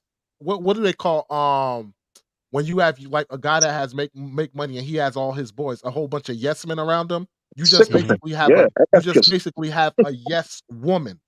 Yeah. So everything that you guys are talking about, if that woman is looking for a guy on her level, so to speak, the first thing she's going to look at is those external things. All that other stuff she don't give a damn about because she's just going to look past them because he has the money that I'm looking for him to make, which is going to set me up financially and secure me. But that brings me to two major fallacies that our ladies never address. First and foremost is the fact that not all of these women are good women. Mm-hmm. The second fallacy is not all these women, despite what they say, not all of them actually want good men. A lot of them don't want good men. Right.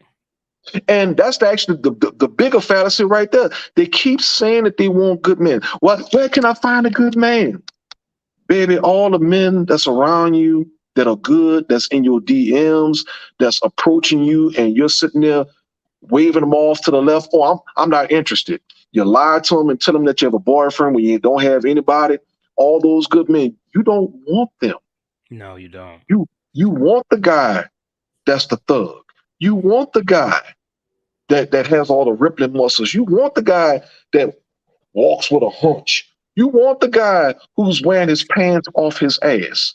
And I want the hoochie mama every now and again. Sometimes I want the thought. Sometimes I want But for what? But for what purpose? But for my what fun, purpose? my entertainment. You dang right. I want them for my entertainment. Listen, And that's the let me difference. just say this, ladies, sweethearts, loves of my life, people of YouTube, we're in the world of the living. I'm just as selfish as you are, honey. I want what I want. I want my cake and eat it too. I just realized there's consequences with that. That's the only difference. But I would love to have fun with Cardi B if I could. Like, why the hell wouldn't I? But I heard she do some things in the background that's not favorable to men, so I won't do it with her. But it would be nice to do it with her after hearing what Cardi B did. I'll never get with one that looks like her, but I'll fantasize about it. You know what I'm saying? Like, it's like, you don't think for 1 second we don't like it, man. There is a reason why it's considered the oldest profession in the world. There's definitely a room for that, but that's not going to be wifey. I am not paying for something that you put on YouTube. Well, I mean, the other two. Being sexually attracted is not the same thing as having a marital interest.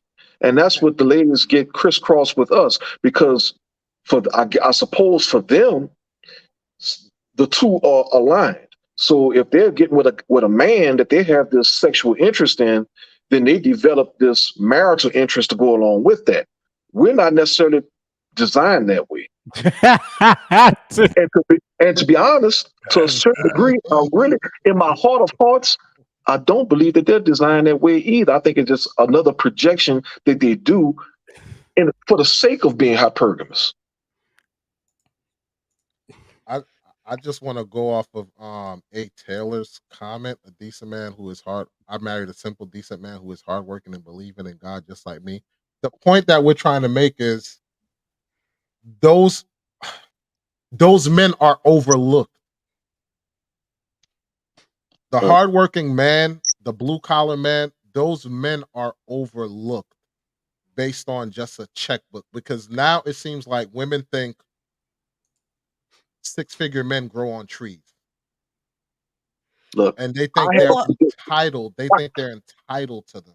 Or they don't realize some of these six-figure men are some of them hard-working plumbers and bus drivers and all of them too. But they they look down on because them. of their job. But we gotta up our game. You gotta understand, these classy women need somebody to up their game with. They don't want to up their game with you. See, this is the thing. Listen to what people like Dr. Heavenly is saying. Because y'all heard what she said to Tyler Perry. Y'all didn't hear what she said to me.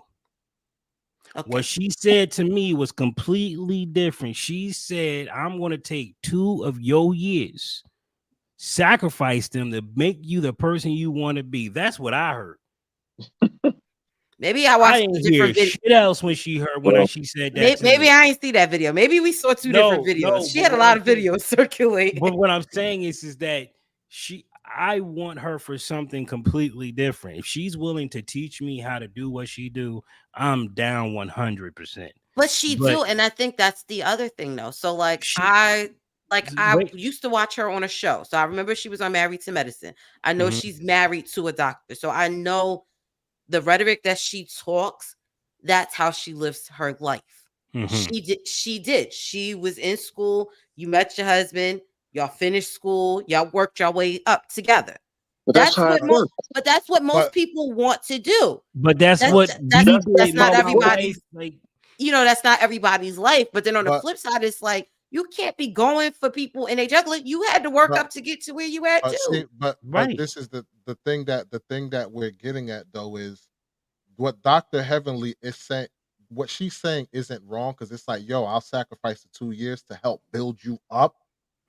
Men are fine with that. The problem is the women that are up there are not trying to look. They're not trying to do the sacrifice at the people. But wait a minute. Yeah. That's what I'm saying. She is saying we're not coming down to get your ass. Y'all got to come up here and get us. And that's what I heard her say. And she's willing to teach it because she believes in us. She knows Correct. she badass, but we don't got the business smarts around it. When she told me that, I was blown away. That's why I got the daggone thing with the brain stop, like Eureka. But here's my question to you, Gary. You just said we got to come up to her, but if we're not able to achieve this because we don't know how am I going to come up to her so that she can help me raise my level? Yes, but in order for her to even look at me, I got to get somewhat close to her level. Right. I got to pay her fee. Do you get it? Not anymore. Not anymore. And that's the part that everybody's kind of missing. This country is going through a tipping point. Give me a second.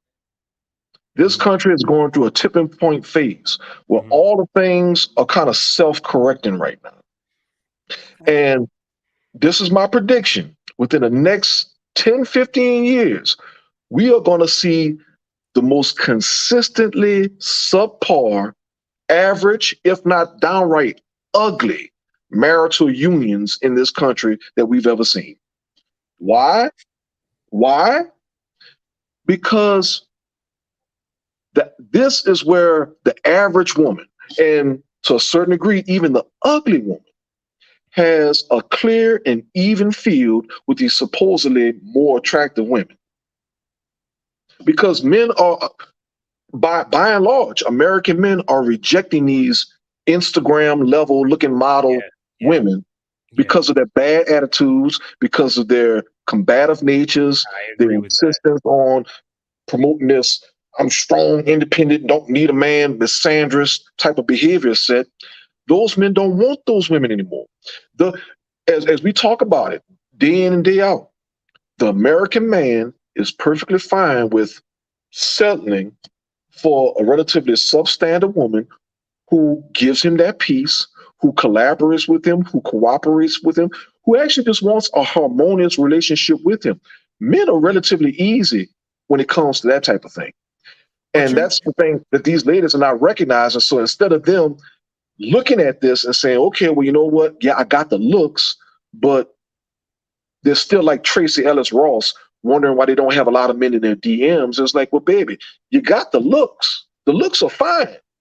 But it's what's on the inside that looks like dog shit right now. And if you work on that, then maybe you might be able to attract a different type of man. Or say, for instance, a woman like Tracy Ellis Ross. She may very well be able to find a very productive life with a great man.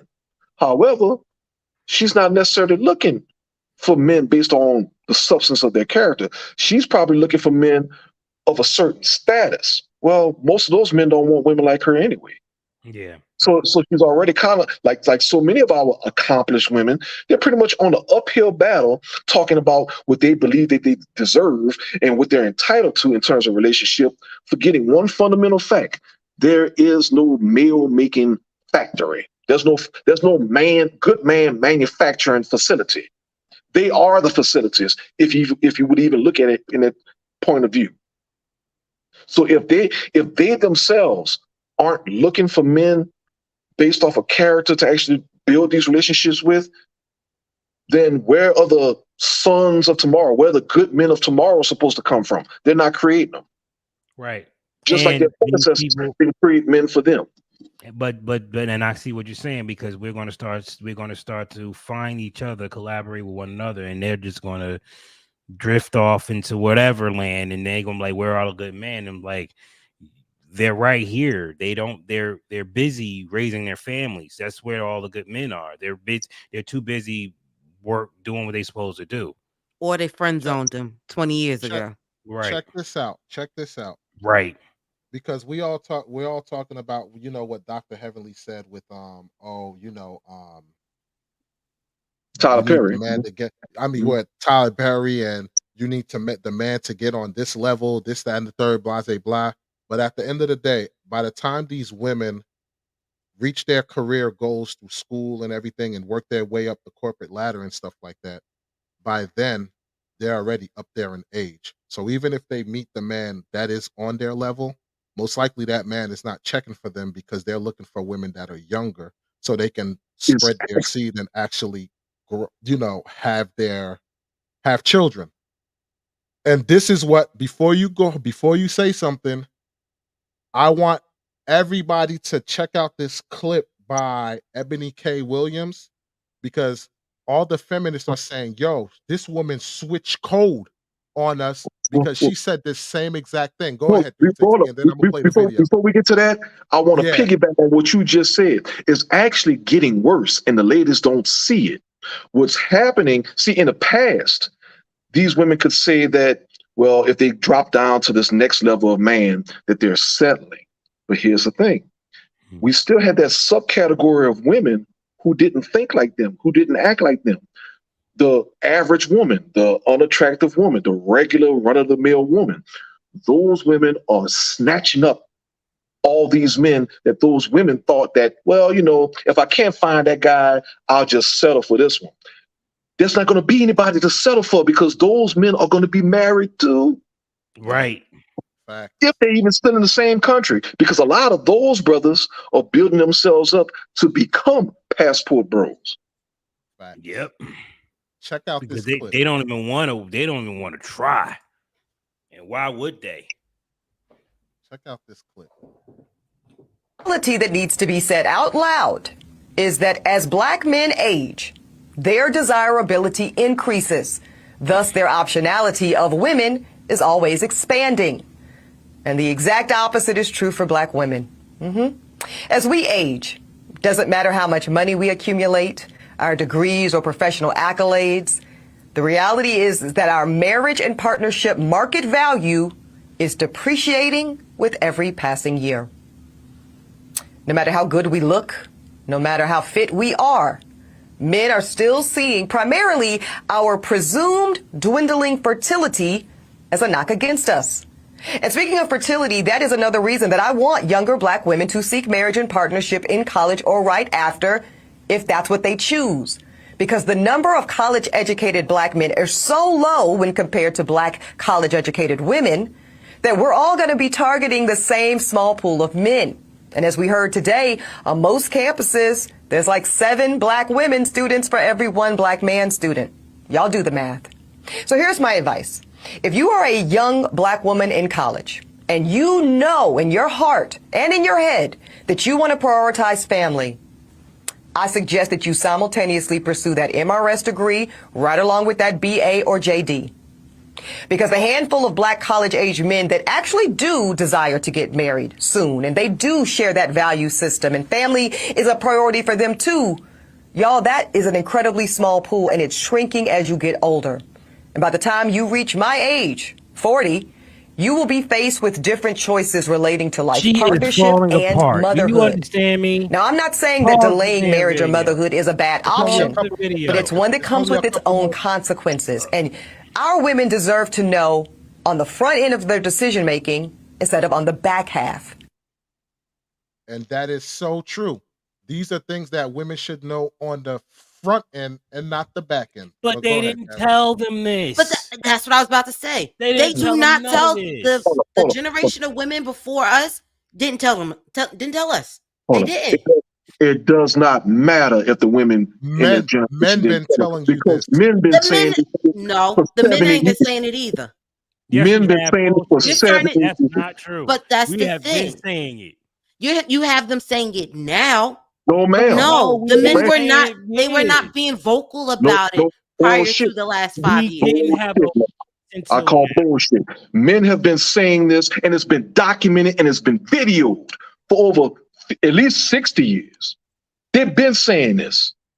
You weren't listening. Listen to Farrakhan talk. Listen to mad people that spoke about this. Look at the old been saying it. documentaries of single mothers No, that they were doing. The only thing that's changed, the only thing that's changed is that men, because of social media, were more vocal about it. But men have always been vocal about it. And that's what I was gonna say. I'm starting to see the vocal, put it like the this, vocality now. But only because you can't ignore it and tune it out anymore. because the think men have about been. It's too many. It's too many Just of us think- talking about it. Just think 'cause about we're it. tired. Go ahead. My bad, guy. Go ahead. We're tired of the line. We're tired of the deaf ear. We're tired of it. It's like you keep running into the same man. Of course, he's going to treat you like trash. He's a billionaire. He treats everybody like trash. You're just a commodity to him. And you don't get that. The higher the man goes, the less likely he gives a shit about you. Which is correct. I told you I watch enough of them shows to be like, yes. But on the flip side, yes, you're right. I'm not gonna lie. I was one of those people that got married, while pursuing a degree. So I agree with what she says. I do. But I also look at the generation that came up with me. There's too many of my friends. There's too many people that I know that went to school with me who think just like she used to think. Where you were not. You didn't have the men champion in your ear going, nah, you could do all you want and then some. People, I'm not saying that they don't say it. It wasn't as popular as the other narrative. Now with listen the to Sex in the City type of Who Now made it listen- unpopular? logic. Who made it unpopular? Thank you. The media. Thank you. Media did. Wait, what? Who did it? Who made it Me- unpopular? Mass media and the women around them made it unpopular. They paid for it. Correct. With So their consumerism. now we have Tyler Perry trying to tell the truth about ladies, and they don't want to listen. It's like at this point, it's like, well, what do we do other than just walk away? We can't.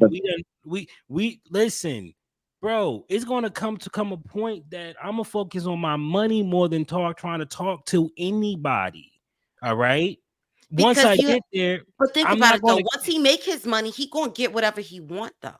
no, That's the no. difference. Wait, You're what? not understanding. I'm not talking about the guy in the conversation. The guy that I'm not talking about the bag guy. I'm talking about the bag BAG guy. Correct. I'm That's why I talking- said the guy that gets the bag. So the guy that gets the money, Well, regardless I'm if he not gets it talking at about- 20 or 50. Wait a minute. I'm not talking about him. I'm talking about the warners. The Oh, people the that's ones going to tell you the truth. Those people are going to just say F it and go on about their business. Right. That's where we're at right now. This is the part that I truly wish our ladies would grasp and hold on to right now. The prevalence of these men on these podcasts that they seem to want to bash because they don't like hearing what they have to say. This is the end game. This is the finish line. This is what happens directly before men just say, to hell with it. I'm not dealing with you. I'm not even going to educate you. I'm just going to walk away altogether. And no, walking away is not a coward's way out. Walking away is a common sense alternative as opposed to a I'm not going futile to keep endeavor. punching my hand against the wall. I'm Why not going to. am I going to keep punching? Exactly. Why am I going to keep punching my fist against the wall when there's an open door I can just walk through? Why? Which, There's It makes plenty of no women that sense. do know it, and I don't have to wake them up to it. yes, but there's also a big group of women who don't know it. And the problem is they're not looking in the right places to Wait. find out those What do you mean they answers. don't know? What do you mean they don't know? Why wouldn't they know? Think about it. If the women around me are telling me one narrative, I'm only going to know that one narrative. So if that's the only thing that I know, then no, you're right.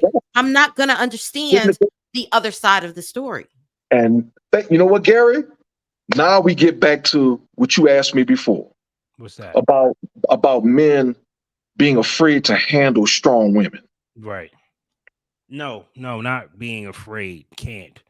or can't handle strong women. Yeah. And remember, I said I had a different answer for you. Mm-hmm. My answer is this: these women are not strong; they're actually weak as hell. Because and what you just said, sister, is a demonstration of that weakness. If you as a human being are only going off of hearsay amidst what your eyes are telling you, you don't need grandma's word to tell you how effective her dating knowledge and experience is if grandpa ain't around, if she don't have a man in her life. You don't need mama's sage advice on relationship, and you see her club hopping and never getting a steady man to be her husband. You can see it. You don't need to be told what you can see, what you can observe clearly. And this is what so many of our sisters keep telling us. Well, nobody told me, baby. Something what's understood doesn't need to be said. But You that's wouldn't wait a minute, Erica. You Go ahead. wouldn't learn from their mistakes. If you don't know, that's what their mistakes are. That's the problem. How do you not know? But think about it. The So logic, if you but wait a minute. This the is logic that you're Erica, saying is this is Erica, beautiful. This is Take, beautiful. hold on. Let me see if I could break it down. Okay. Men, this is the way we communicate, right? If I know I'm a drug dealer and I have no aspirations to get out of that life, but I see you as a child going to school every day, doing what they got to do and everything, and holding it down. I'm not going to come to you and say, yo, disregard school. Most of those drug dealers are going to say, yo, keep doing what you're doing. Don't be like me. We're going to give them warnings of the troubles that we ran into that got us here. We're not going to tell you advice that's going to make you land here. We're going to say, yo, go to school, do what you got to do. If anybody gives you problems, come to me. I'll handle it for you. What grandmas and stuff are doing is they're telling and giving the ladies or the young girls advice that's going to make them land exactly where they're at. which is what I was trying to say. If you only had that in your ear, no, you're going to think that's the way everything's going to be. A lot of times women do not go out looking for other information because their head is already programmed to whatever mom and grandma and aunt already told them. A lot of times they have to figure out that's wrong once they got into a circumstance. And it's like, wait, this ain't how I was raised. That right there is exactly what I'm challenging. That right there. Because on some level, if you're an intelligent person and you are seeing, you are witnessing firsthand how well the sage advice that that you were taught to follow coming from this particular individual, maybe your mother, your aunt, your grandmother, you listening to that sage advice, and yet you watch them do the exact opposite. Or you watch them and do it, you see them do exactly what they're telling you to do, but yet still not getting a better result, then at some point the wheels have to start turning for you. And if correct, but think about the Ebony K. I've seen tons of her stuff. It took her to almost 40 for the light bulb to go off. Can I try to clarify? Wait a minute. You just said it. You just said it. Listen, if you got to go through all of that to wake up, you're not worth my time. Do you get it? Like, you went through years of seeing it done wrong, and you wouldn't refuse to accept it was wrong. Correct, because to her, she didn't feel it was wrong. And I think that's the problem. And that is happening. Yes, but remember, I kept telling y'all, men think one way and women think another. A lot of times in their head, they think it's correct. And like we said, this is why we had those open dialogues. If she feels like she's wholeheartedly right, it wouldn't matter what anybody would have said. Let me put it like this. When it comes to women like her, who refuse to use common sense and accept clearly observable reality as opposed to their traditional delusions, that is a behavioral weakness to us men. Yes. We see them as weak and inferior women. Hurt. It can get us killed. It can lose our jobs because you won't listen. Well, see, I wouldn't even taking it that far. I wouldn't even go into that route. What I'm saying is we see them as weaker, inferior women because if anything, we prize strong women. We come from a legacy of presumably strong women, women who had intelligence, endurance, women who express a collaborative nature, which is the reason why we all exist to this day. Yeah, I don't go that route, but I do understand where you're coming from. Women like her are inherently weak, despite the access to higher education and all these wonderful things. They're still stuck on stupid. And we don't have a desire for women to be stuck on stupid. So when we talk about men having an issue with strong women, no, we have a desire for strong women. I would consider you a strong woman. And because of your strength, that's why you got the husband that you got, because he recognized that in you. These other women, they are not strong. They are inherently weak. They are impressionable. And because of that impressionable nature, we don't have any desire for them. You But son of a bitch. That's it. Here's one thing I will say though, because I don't think y'all grasp fully what Erica was trying to say. Even though I just laid down saying, yo, that women, the grandmothers and mothers are telling the women advice that lands them where they're at, so to speak.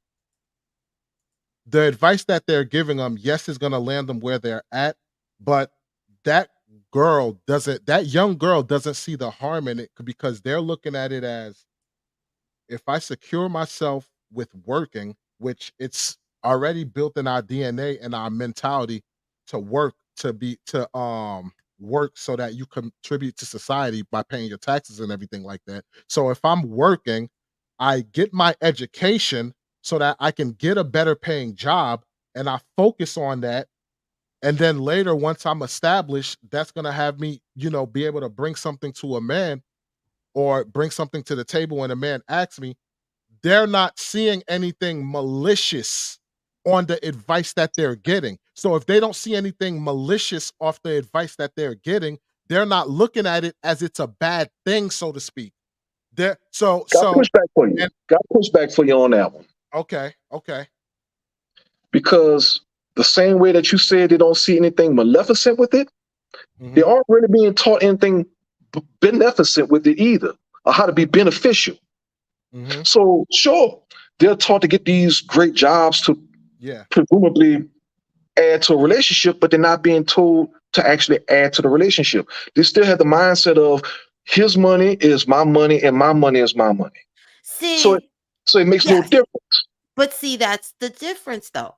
When you're somebody and you're taught that you're supposed to be a helpmate to your partner, then no, it's whatever money comes into the household and it get divvied up how it's supposed to. So that's where the disconnect with some of the higher level women are doing now. But Erica P, I think the example that you're giving is more of an outlier than the norm.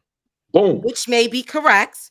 That's the thing. It may be. That's but where the for difference me, that's is. my mindset. It's like my partner's my partner. We in this forever. Yes, but we got to go with the general population. And the thing that we know that the general population, when it comes to women, is taught is get the bag, secure your education, and make sure you climb that corporate ladder. So if anything happens, you can take care of yourself. That's universal. Stick your hand in his bag.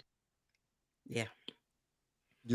So that's why I'm saying, like, I think Erica was arguing her part. So like arguing her part, whatever, or not arguing, but giving her pushback, because again, they don't see the harm in it. We see the harm in it, but they don't see it. But this is the other thing though. When you have people in those situations, and I'm not saying everybody. Yes, people listen when they want to. Thank you. Yep, that's how I feel. It is a two-way thing. No, Erica, please do me a favor. You can't defend people. No. I understand where Scrappy is coming from. I get it. But Erica, please help me with this. If your kids do it wrong, it's going to irritate you, right? Yes or no? Yes. My mindset is that, yes. That doesn't work with everybody. Even my wife would not allow me to do certain things. I can help, fine.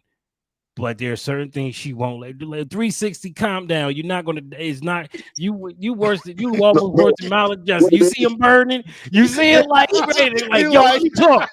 Like, bro, Because what it is, I'm looking at that comment, and I'm reminded of a conversation I had with another user earlier today, and it was with respect to that whole idea of what's the man's position, what's the woman's position, and Scrappy said that helpmate goes both ways. No, it most certainly does not. The woman is the helpmate, gender normative helpmate. That's her position, not the man. The man, if we're going to traditional normatives, he's the leader. He's the husband, the house band. That's what he is. She's there to help him in whatever capacity that keeps him in that role. You know what I don't understand? Why can people understand this when it comes to corporations, but they can't understand this in a home dynamic, dynamic marriage? Why is this? Because of the social conditioning that this country has done to promote this false idea, this false equivalence in the house of equality. That's what it is. And the simplest example of this, when people talk this equal bullshit, is riding in the car. Right now, you get in the car with your wife. Mm-hmm. One of you is going to get behind the driver's wheel. The other one's going to get in the passenger seat. It just is what it is. Now, for that moment in time that you're both going in the same direction, you're going to the same destination, who's ever in that driver's seat, that's the one who dictates where you go, when you get there, how fast you get there. That is what it is. Now, if you're going to make that comparison to a relationship, you know what else too? The person in the passenger seat, if y'all stop for food, they're the one who's organizing how the food go, where the drinks go. They're organizing. You got your job. Here you go. The person that's driving, just stay on the steering wheel. They're not grabbing out of the, all right, you get this burger. No. The person on the passenger side is the one who's delegating where everything go. Hey, we got to stop for gas. All right, grab the wallet. You got the card ready. You got the card here. Yo, the Easy Pass. All right, here's the Easy Pass. Boom. So yeah, that's a good point you made. 360. So if you have the husband in the driver's seat, and that's the arrangement that they agreed upon, it is what it is. He's the one who makes those decisions. He's the one who dictates if you go left, right. He's the one dictates if you go forward or back. He's the one who dictates when we're going to make the rest stops, when we're going to make these little side journeys, how long. That's what he does. That's his position. Her position is to make his endeavor, his works that much better. So sure, she's going to be watching him. She's going to make sure that he's in his best health, that he's alert. She's going to make sure that he's well hydrated, well fed. Because why? Because his prosperity directly influences her prosperity.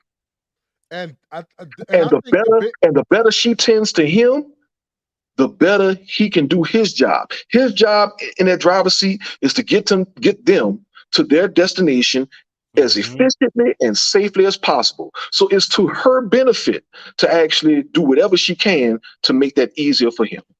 Well, I just want to say this real quick, and the floor is yours, Erica P. And people have this trait of thought where it's like, yes, the man is the leader and everything like that, and the woman is just robotic.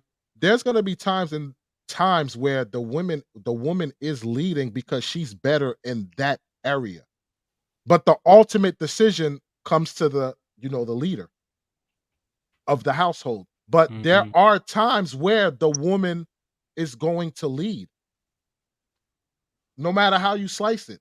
Am I wrong? No, you're not wrong at all. Listen, I've been married for 8 years, 17 years.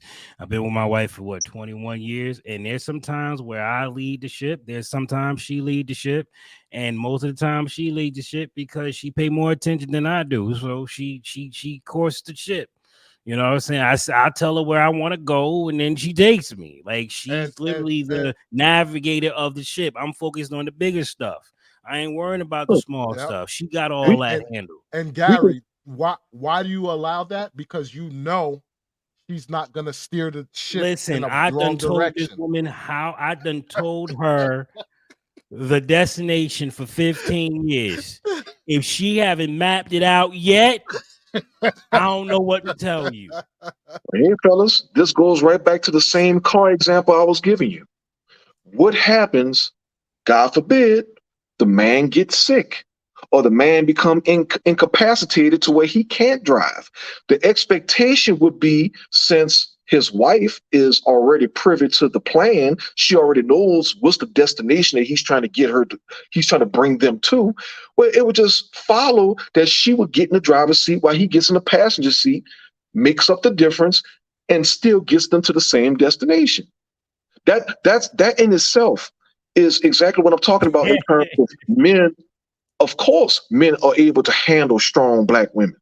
They want strong women because the premise is, well, okay, fine.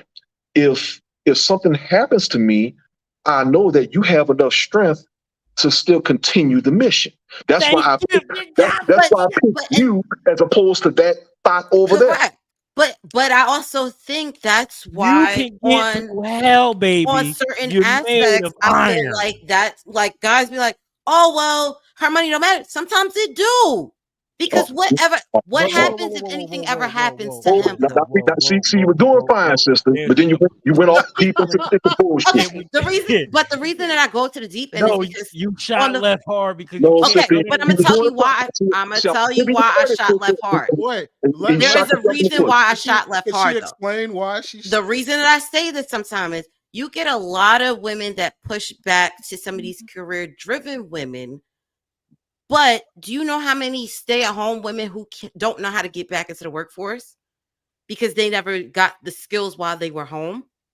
So I'm not always. I'm not always saying, "Hey, I do that as a shock factor," because people fail to realize you could be home and you could still gain skills to be able to go back there if you need to.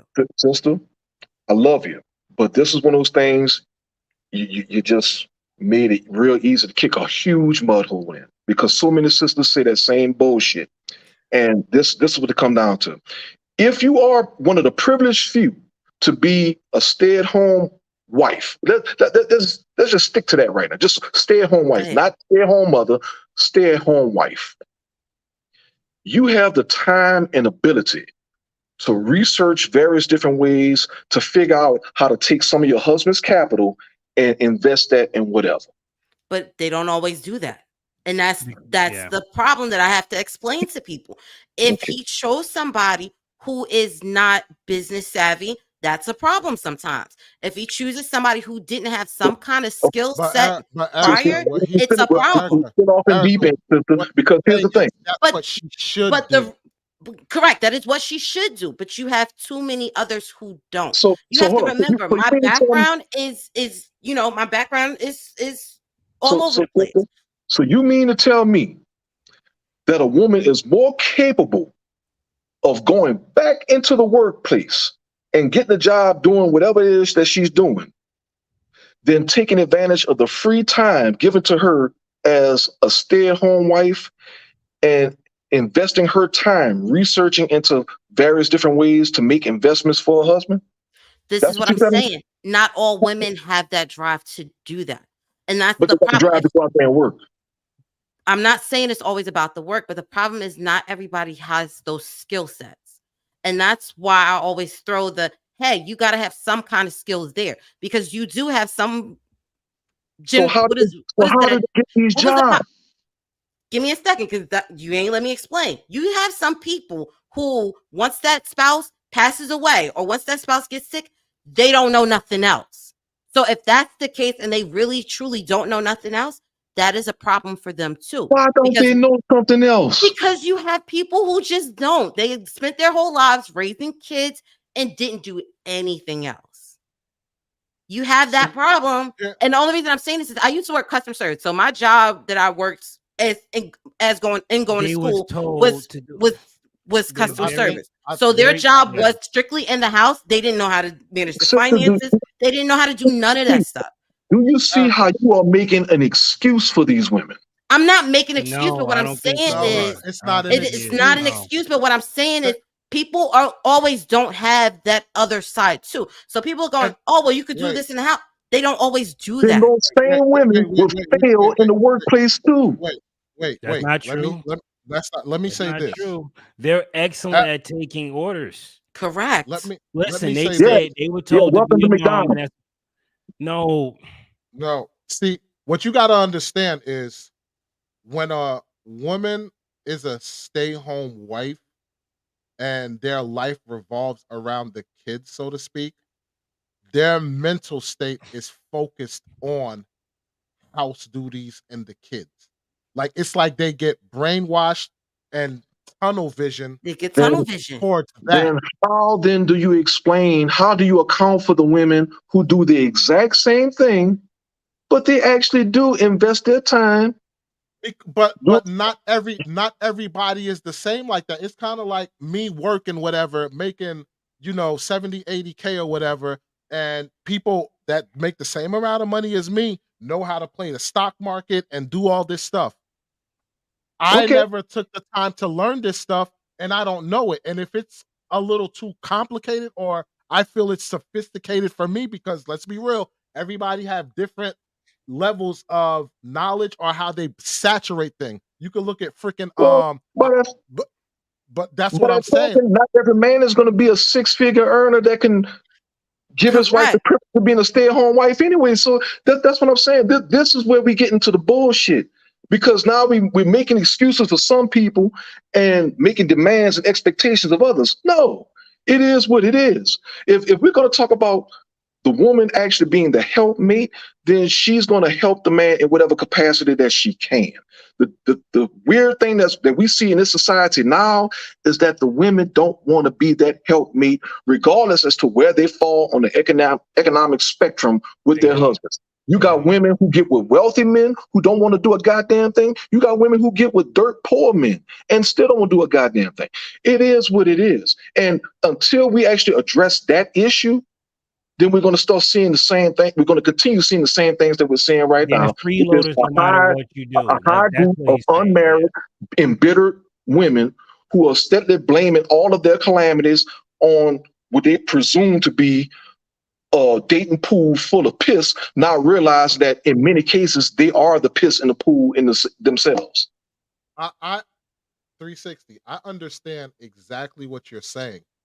My point of bringing up those excuses, as you say, is because if people watch this and they fit into those categories and they feel whatever we say is not a resolution or a way out for them to get out of the situation that they're in because it applies to them, then they're going to stick to the norm because there was nothing that was said for them to find that escape. Correct. So we could say, "Oh, this is the excuse, this, that, and the third." Well, let's get to that then. You get what I'm saying? We're doing that. We're saying and that's what it is. doing. When you start bringing those conversations that's realistically what it does. So I'll just say this. That's one thing on the panel. You'll learn that a lot. Me, I'll listen to the conversation, and depending on what's going on, I will bring up situations for a certain demographic of people who fall into that category. And we as a community speak on those things of how to find a resolution. Because I'm with you, brother. Well, we all want to solve these issues so that everybody could level up. You feel me? So I'm with that. We can talk solutions. I mean, it just wasn't asked, but if you want solutions, we can talk solutions. Yeah, exactly. No, I'm saying like right now, we could talk solution right now if that's what you want to do. Yeah, definitely. Because it's really not that. It's really not that hard. And trust me, Erica P has solutions too. But again, it was just the fact of playing devil's advocate, bringing up different scenarios. And I do, and I bring it up often because everybody's not the person that's going to go help. You're right, but everybody also doesn't have the knowledge or the skill to change what they're doing either. And some people are just they don't know where to look, but two, they're comfortable just doing what they do. You have some people that's just like, hey, this is my little section. I'm gonna stay in my little section. I'm not jumping out my box because maybe they're fearful of what's on the other side of the box. You have some people that's like that. I mean, But on it still comes down to a matter of choice. Do you want a relationship or not? And that's something that they have to answer honestly. They Do you want a want a relationship or as not? long as It- it's a glamorous one. That's the point. They I want a mean, glamorous relationship. They don't want no real family, because real family does not. Real family is core value decision making. You don't well, see, make mistake. You that's can't. why I asked that question the way I did, because if they could have gotten that relationship, they'd have it. Yeah, they can't get it because anybody that wants it, the people that wants it don't want what they want, because what they want is way out of the price range. What we need with that car, I want a family. We're going to need a minivan. How are you going to wear stiletto heels? You're going to be pushing a stroller. How are you going to have nails with bacteria under them? You're supposed to be cooking the meals. Like, your whole outfit says you're not a mother and won't ever be one. Like, your whole thing, and they're saying, well, I can do it. I do it. I'm like, yeah, And there are women that know how to get I was around about that. to say, and it's people that do it, and guess what? It ain't that easy. It's not. Because you still affecting your ability to do the right, the best, because you're still you cannot serve two masters. Somebody's going to get the tail end of it. Is it going to be your job or is it going to be your family? It's up to you to choose. Period. Or you're gonna be one burnt out person trying to Or burn you're that going to be candle burnt out, and you ain't going to ends. have either, because you're going to lose both of them trying to keep both of them. You can't do it. How you going to make it? No, it's too much work. But 360, what 360 said was phenomenal, man. Like, if you're a stay-home wife, you should be finding ways of how to, invest that money. Yeah. Because if something does happen, guess what? Do you know how happy that man will be? Like, oh my God, babe, you was doing this? Oh, how about this? How about this?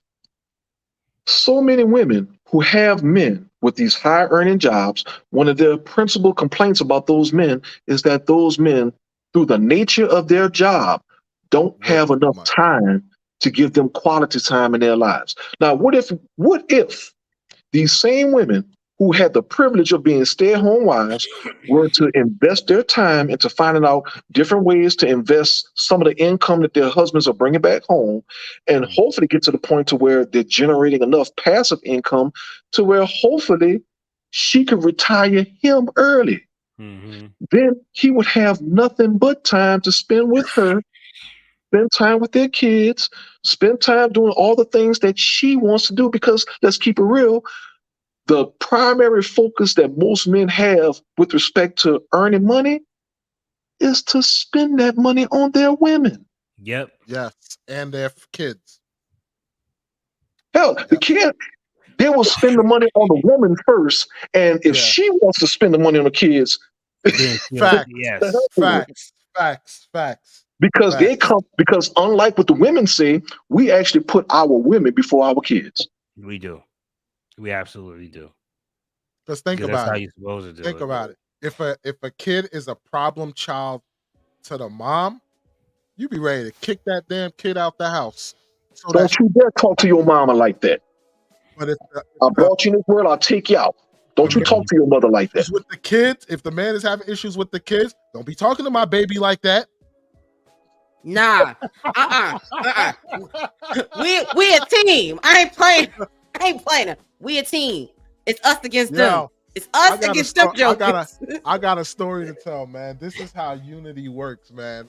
One day I'm coming home from work, right? And when I come in the house or whatever, all I hear is my son getting a spanking. All right. So I come in the house and I hear what's going on. Yo, I put my lunch bag down, take my belt off, join in the fray. We just wailing. Now go to your room. After you went in the room, so why was we beating him again? Don't matter. That's the unity that you need. Right. The kids need to understand you're on the same page. no matter what. I don't need to know what's going on. I'll find out the details later, but what you're going to see is we're on the same page no matter what. Pause for a second. Pause for a second.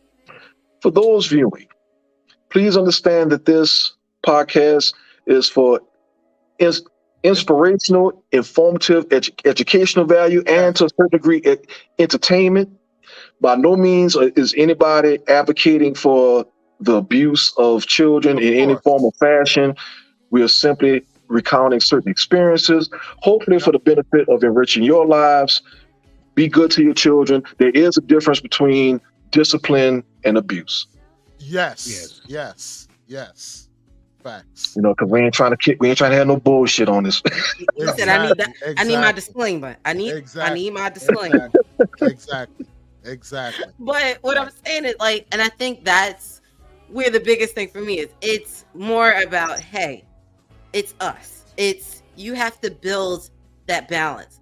You can't be a strong woman and be a productive member of society and still not fulfill those other duties. If you're a mom wanting to be a mom, you can't do that by yourself. With with science you can, but you really don't want to have to do that by yourself. I don't advocate to do that by yourself. It is a hard job. Anybody will tell you. Raising some kids is some hard work. And let's be real. Many of the things that our women are claiming to be strengths are not strengths, they're weaknesses. Yeah. Or some of these things that they claim to be strengths are the stuff that they're supposed to do anyway as adults. Like I was able to do this in business and stuff like that. I'm like, you don't get a cookie. You don't get a cookie for taking care of your own kids. You're not babysitting. They're your kids. Right. Yeah. You don't get a cookie simply because you cooked the daily meal for your husband. Because you wouldn't be giving him a cookie if somebody was breaking down your door and he went to the door with the shotgun. You would expect him to do that. Right. You would expect him to smack somebody in the mouth for talking to you slick. You would expect these things. So all of these things are basic adulting. You would expect to bring home a paycheck and pay your own bills. So I'll give you an example. So many of these ladies, oh my God, they love to say, well, I got my own house, I got my own car. Well, I mean, if you live in America, if you live in post-1970s America, a country that has made so many different concessions to make sure that you could have that reality, you get access to Section 8, so you're not paying rent like the average man is. You have access to a certain extent, food stamps, and especially if you have kids, you get access to food stamps in a way that's not really readily open to men to get. You have access to various works from special interest groups and or the United States government to give you preferential treatment so that you can have access to higher education, so that you can get better jobs. In addition to... I'm going to cut you off for 1 second just to say certain group of women, because I was part of that working class. So I ain't getting none of that stuff. So continue. Because I hate that rhetoric too. Everybody don't get those programs. You still got more than we got. Bothers me. Hold up, Krista. You still got more than we got. So let's just keep that. No. I'm not saying that I have more than one or another. I had a supportive family. Hold on, because I hear that was the path that I had. I hear a lot of pushback with that too, but the sisters can never deny that they still get more than we do. So whether you're talking about a special interest group that's aimed primarily at non-Black women, or the few that actually are aimed at Black women, they still exist. And it's it's not our fault that some of you are not proficient at finding the ones that are aimed at. No. They only do that based off of income-based people. So that's donated a buttload of money specifically for Black women. So as I'm saying, you all are privy to more special interest groups and more access to higher education than we are. This country has made certain of that. Yeah. Now, like I say, if you're trying to compare yourselves to your white counterparts, that's something completely different. But that's what I was gonna say. But still, that has nothing to do with what I'm talking about right now.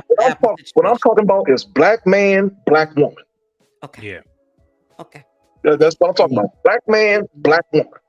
You Can't all talk have about the counterparts. given We can't. access to more than we have. So, of course, if you have your own house and your own car in this day and age, well, it's kind of what's supposed to happen, especially if you've been given all these advantages over the black men. So then saying that to a black man, I got my own house, my own car. Well, It baby, doesn't. It's like you.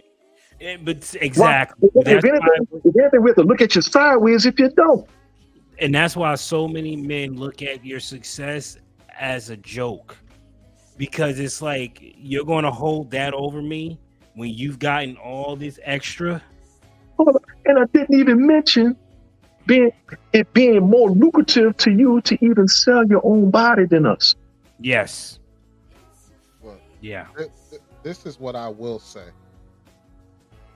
I understand, it is built for women to get money easier than men, and it's easier for women to, get into job spaces where they actually earn a lot of money and make more money than men in certain instances. But at the end of the day, whether you're a strong woman, a powerful woman, whatever the case may be, don't let your financial status deter you from finding the actual core of a man based on his status. Because that man, even though he's not a, six-figure income getter, his core values might be the exact opposite that will balance out your life and make your whole life more complete. So Right. if you're going to overlook certain men due to that income status, and we saw during the pandemic, that could change in the blink of an eye. And there's another thing. People forget so fast how quick that can happen. Yes. So just do your diligence of focusing on the core values of that man, and don't be quick to judge, because you never know what you might find. And that's what I say. Well, I guess I'm gonna get. You want the last words, Erica? No, you can go ahead. You I'm got gonna take that. the last words. Mhm. Can a real man handle strong women? Absolutely, we can. We don't like weak women, according to 360 Smooth. We don't like women that are easily led by their nose, their ears, and their eyes, right? We just don't like that. This is why we do all these tricks, right?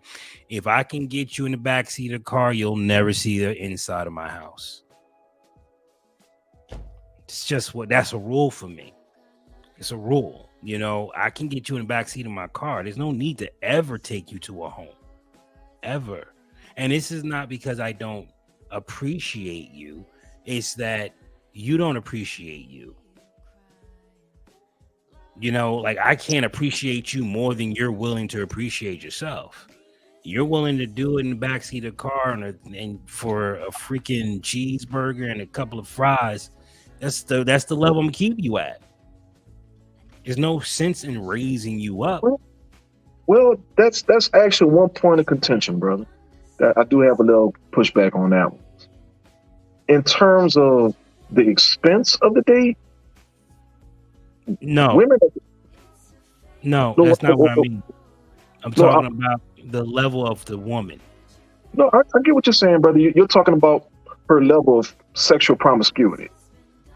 No, Oh, well, please clarify that. no, I am talking about how she treats herself. Period.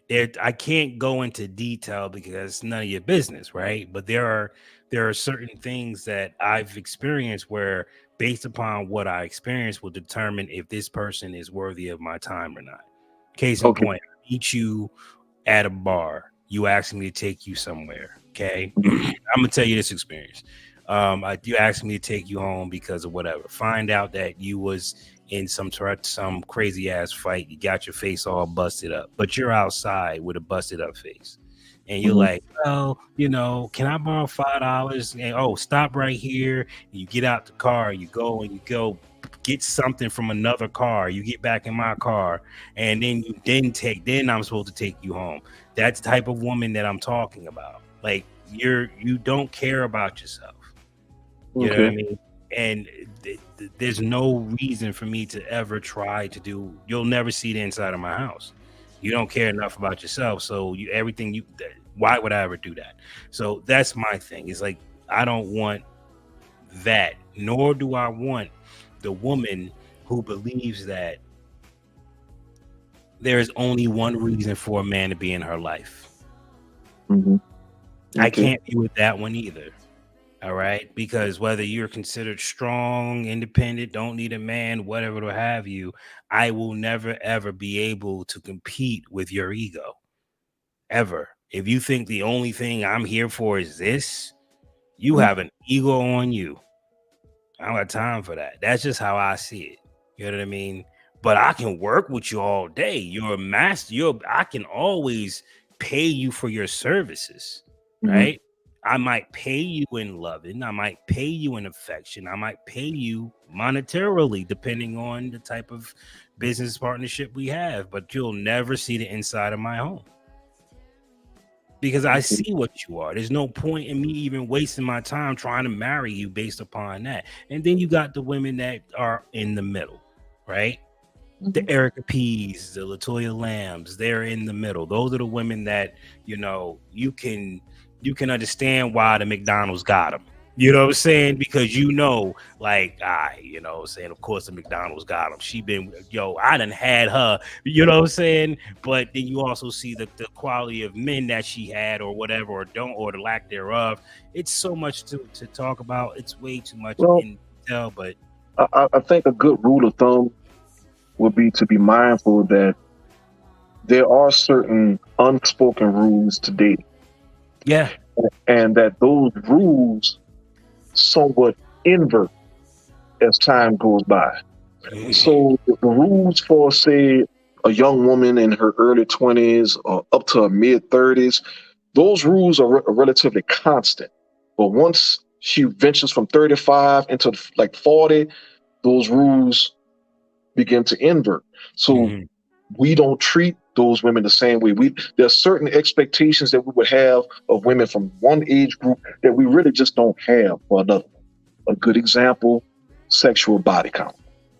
Sexual body count is more prevalent when looking at a woman in her early 20s to mid 30s, because the expectation being, well, she's going to be sought after for her fertility primarily. Men get with a woman in that stage of her life, they're seeing her as the potential mother of their children. So they don't necessarily want a woman who shared all this DNA with all these different men, who may have all these different soul ties or other connections, whatever you want to call it, these connections with all these other men, all these allegiances to other men or indebtedness or obligations to these other men. They don't want women like that in that position. So that's why body count matters. But when you got a woman up in her 40s who's already had a kid or two, kids either half grown or full grown, these men don't give a rat's ass about what her body count is, because they're not looking for that out of her anymore. They're pursuing her because she got a body count. Because she got a body count, and for her age, she probably still looks damn good. And I mean, we don't necessarily say it like that to them, but we say it amongst each other. Like, man, to say she about 40 or 44, man, she built like she 20, man. She fine. To say she that old, we'll say that. We, of course, like I said, we don't say it to the ladies because they take offense to things like that. But it's true. Yeah, but they'll outwardly say it to us. That's the crazy part. Oh yeah, they were out to you got to be 6'9" and have like $3 billion in the bank account, and that's got to be liquid. See, for us, it's a beer belly. For them, it's a pooper. And we're supposed to be okay with the pooper. They're not. They still want us to have that 6-pack. Heaven forbid we got a beer belly or a dad bod. But if we look at them and say, well, you know what? You got a mom bod. You got a mom bob with the, and I got the dad bob. Here we go. Like, baby, what you talking about? I got a dad bod. You a whole kangaroo over here. You got a kangaroo top. You're flat. We got yo. We earned these bodies together. We earned these bodies together. Erica P, that sounds like some merch you can make. Mom bods. Mom bod. Got you. They're gonna be like next live. She gonna have a mom bod t-shirt on. But the funny thing is, ironically, as men get older, there's actually a higher preference for us in younger women. Yeah. But it's the stability. That's the thing, though. When you start thinking younger women, they gravitate to older people because they assume they have the stability. They assume that the money is there. Sometimes it's not even about the money. And they assume there's no games or anything either. Correct. Sometimes it's not even that. Sometimes it is base sexuality. That's why you see men in their 30s and 40s with women in their 20s. When you have a 40-year-old man who keeps his body intact, making money, and driven, every woman wants that. Sign his own ticket. Correct.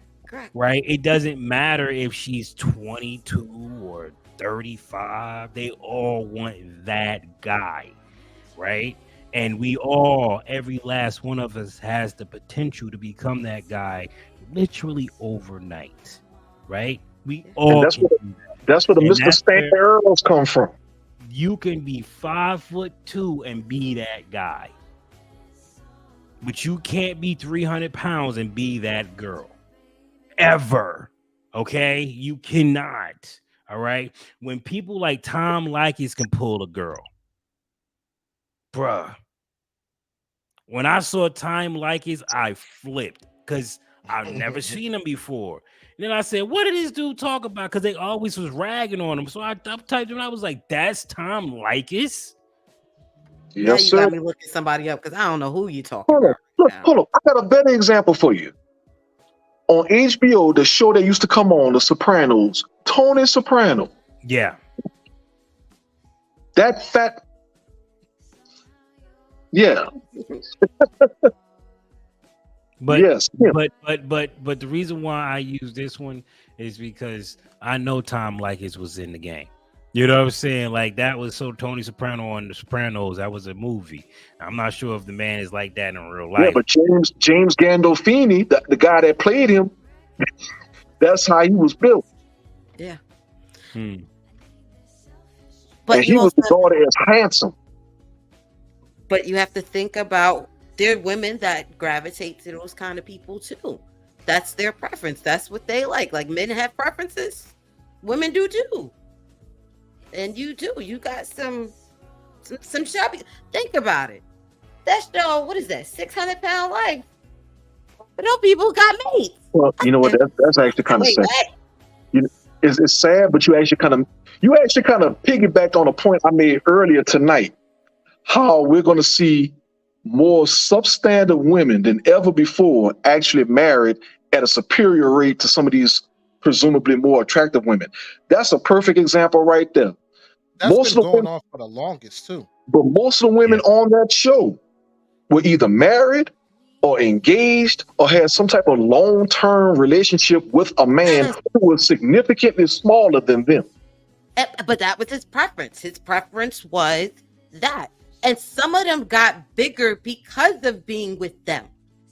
Because they were feeding them more than what they were feeding themselves. And to compare to what he was liking. And in comparison, look at all the skinny women who are still out here with nobody in their DMs, with nobody to go see on a Friday night.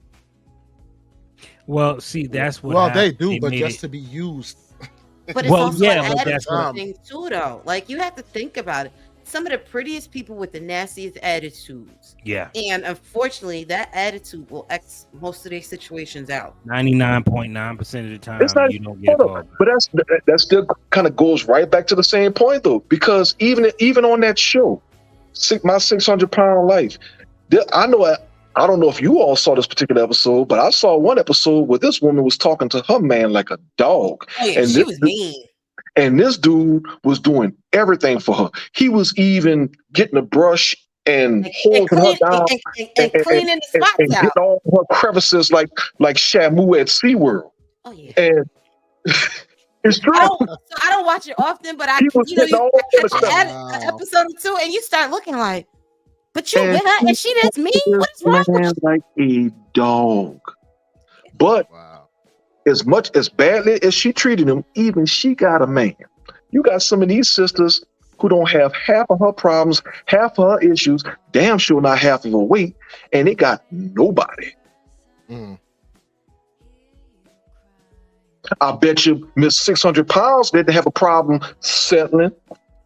And guess what? Now, because she settled, she got somebody to brush her ass. Meanwhile, these other women, But they see, still I don't crying, even think they it's still a crying about settled. not having somebody protecting them from getting a brick upside the head. But I don't even think it's a subtle issue. I feel like these people, their standards or what they expect are so high that it's borderline delusion. Yes. They probably could have been in other situations, relationships, marriages, what have you, but they don't look at the people that surround them. They look at them as beneath them. And because they look at them as beneath them, it's like, hey, you just X out everybody that you knew. Yes. See, this is one thing I hate the term that a lot of women use with the whole settling thing, because at the end of the day, no matter what you do in life, you're settling. Yeah. It doesn't matter what it is. You go to this job, they don't pay you the amount that you think it's worth, you're settling. You get like everything in life you're doing, you're settling one way or another. So why is it that when it comes to a man, it's always looked upon as a negative, so to speak? I'm career driven. I got my degree, whatever. Okay, well, that job or that career, they can get rid of you at any time. Well, Mhm.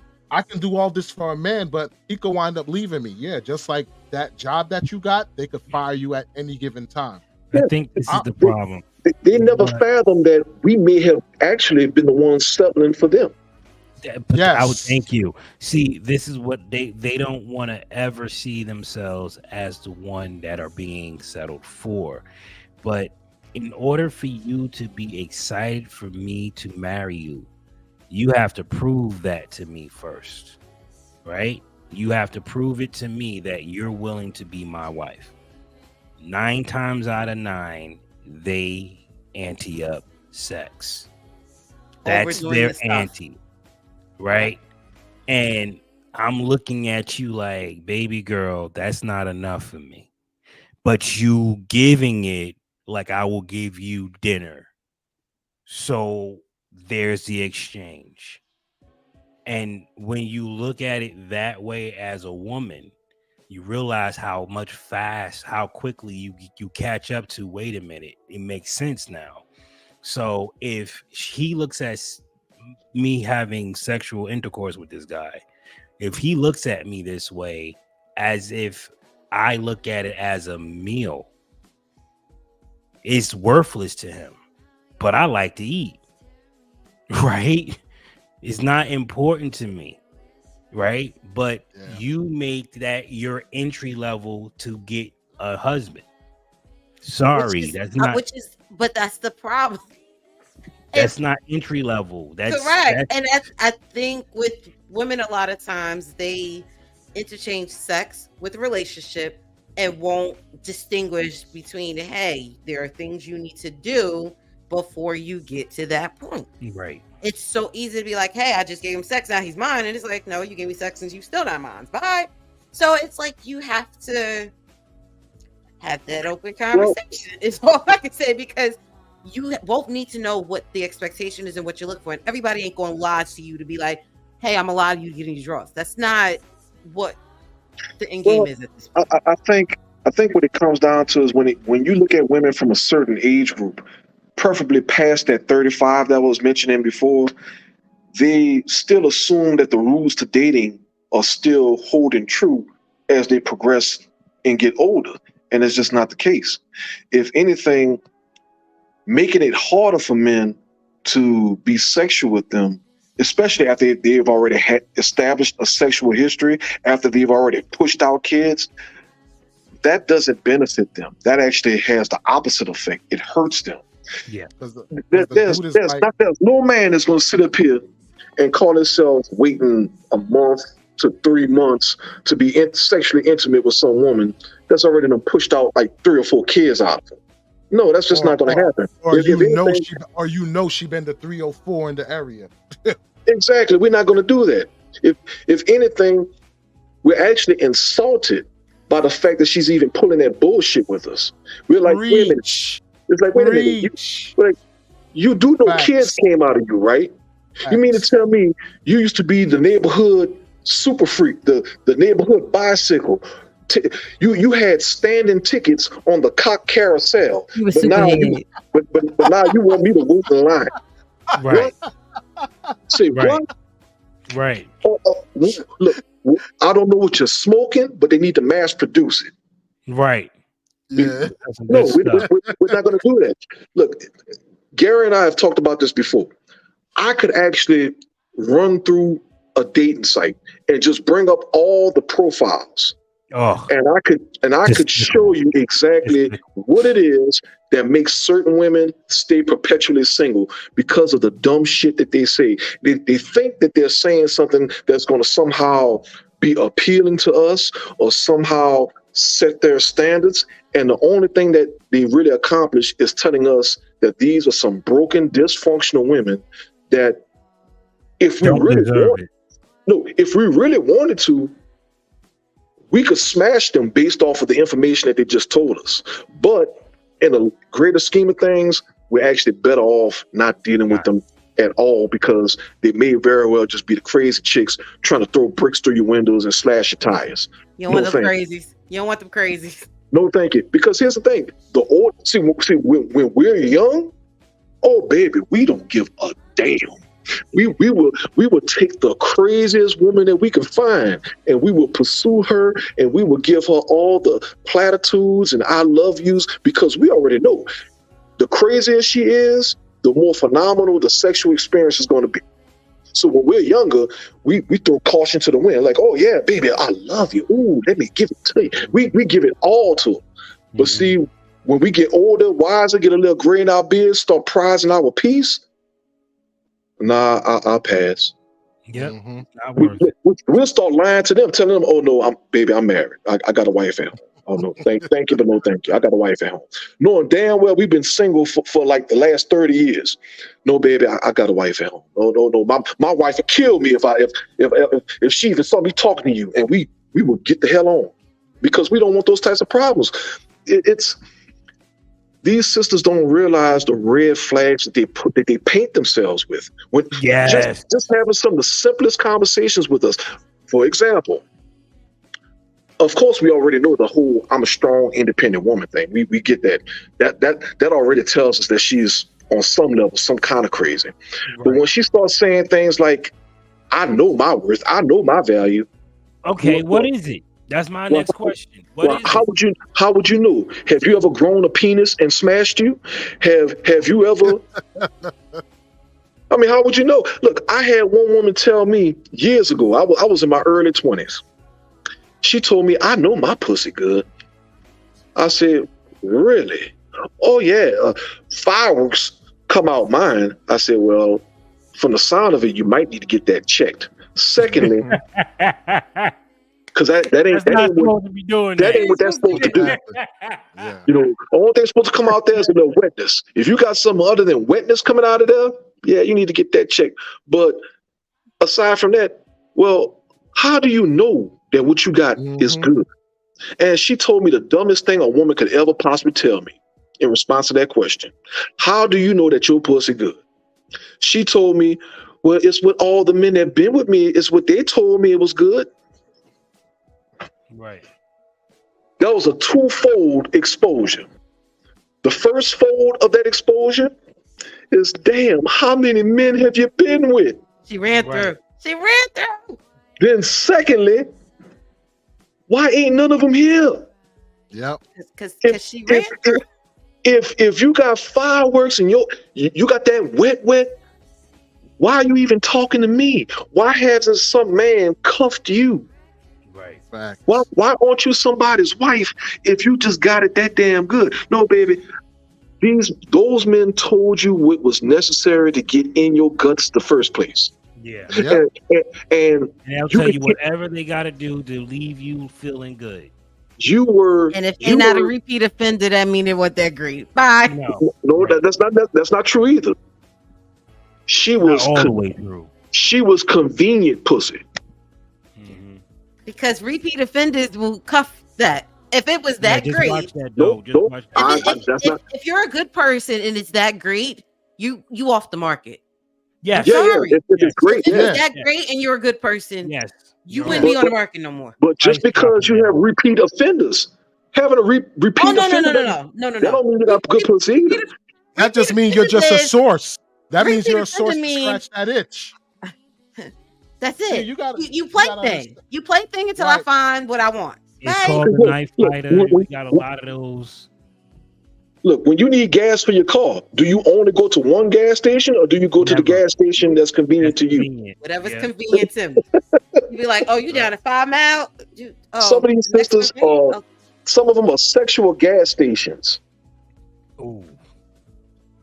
Ooh. Your pit stop. Ooh. Your pit stop. Ooh. Yeah. Some of them are sexual pit stops. and hopefully you a nice one, because you know some of the rest areas ain't. Some of the pet stops ain't always the great. The same holds true to some of these women. Look, we've never seen more men vocal about women's personal hygiene before. Mm. Ooh. Mm. Yeah. Yeah, they got a lot of stink. Look, Well, I- we Look, gonna I go leave to the that there. women's bathroom. Wait. We Dude, gonna I be- stop. I don't be Oh, trying to hey, go to hey, the hey. It's a whole nother show. We done hit 3 hours. We did our time. Oh yeah, we It's got time go. to We stop. got go. Okay, we did our time. Listen, thank you guys for coming, and Rumble, thank you guys for coming at the YouTube channel. For those who the rewatch crew, thank you guys for watching. Truly appreciate everything you guys do for us. Please keep I us just- up. I just want to give a shout out to Hunter, Mhm. 1976. Thanks for coming through. Go ahead, Gary. That's it. So without further ado, I guess. Okay. Yeah. Good night, y'all. This is Gary Goodbye, Lansard, everybody. 360, Erica P, Wally P. You guys have a good one.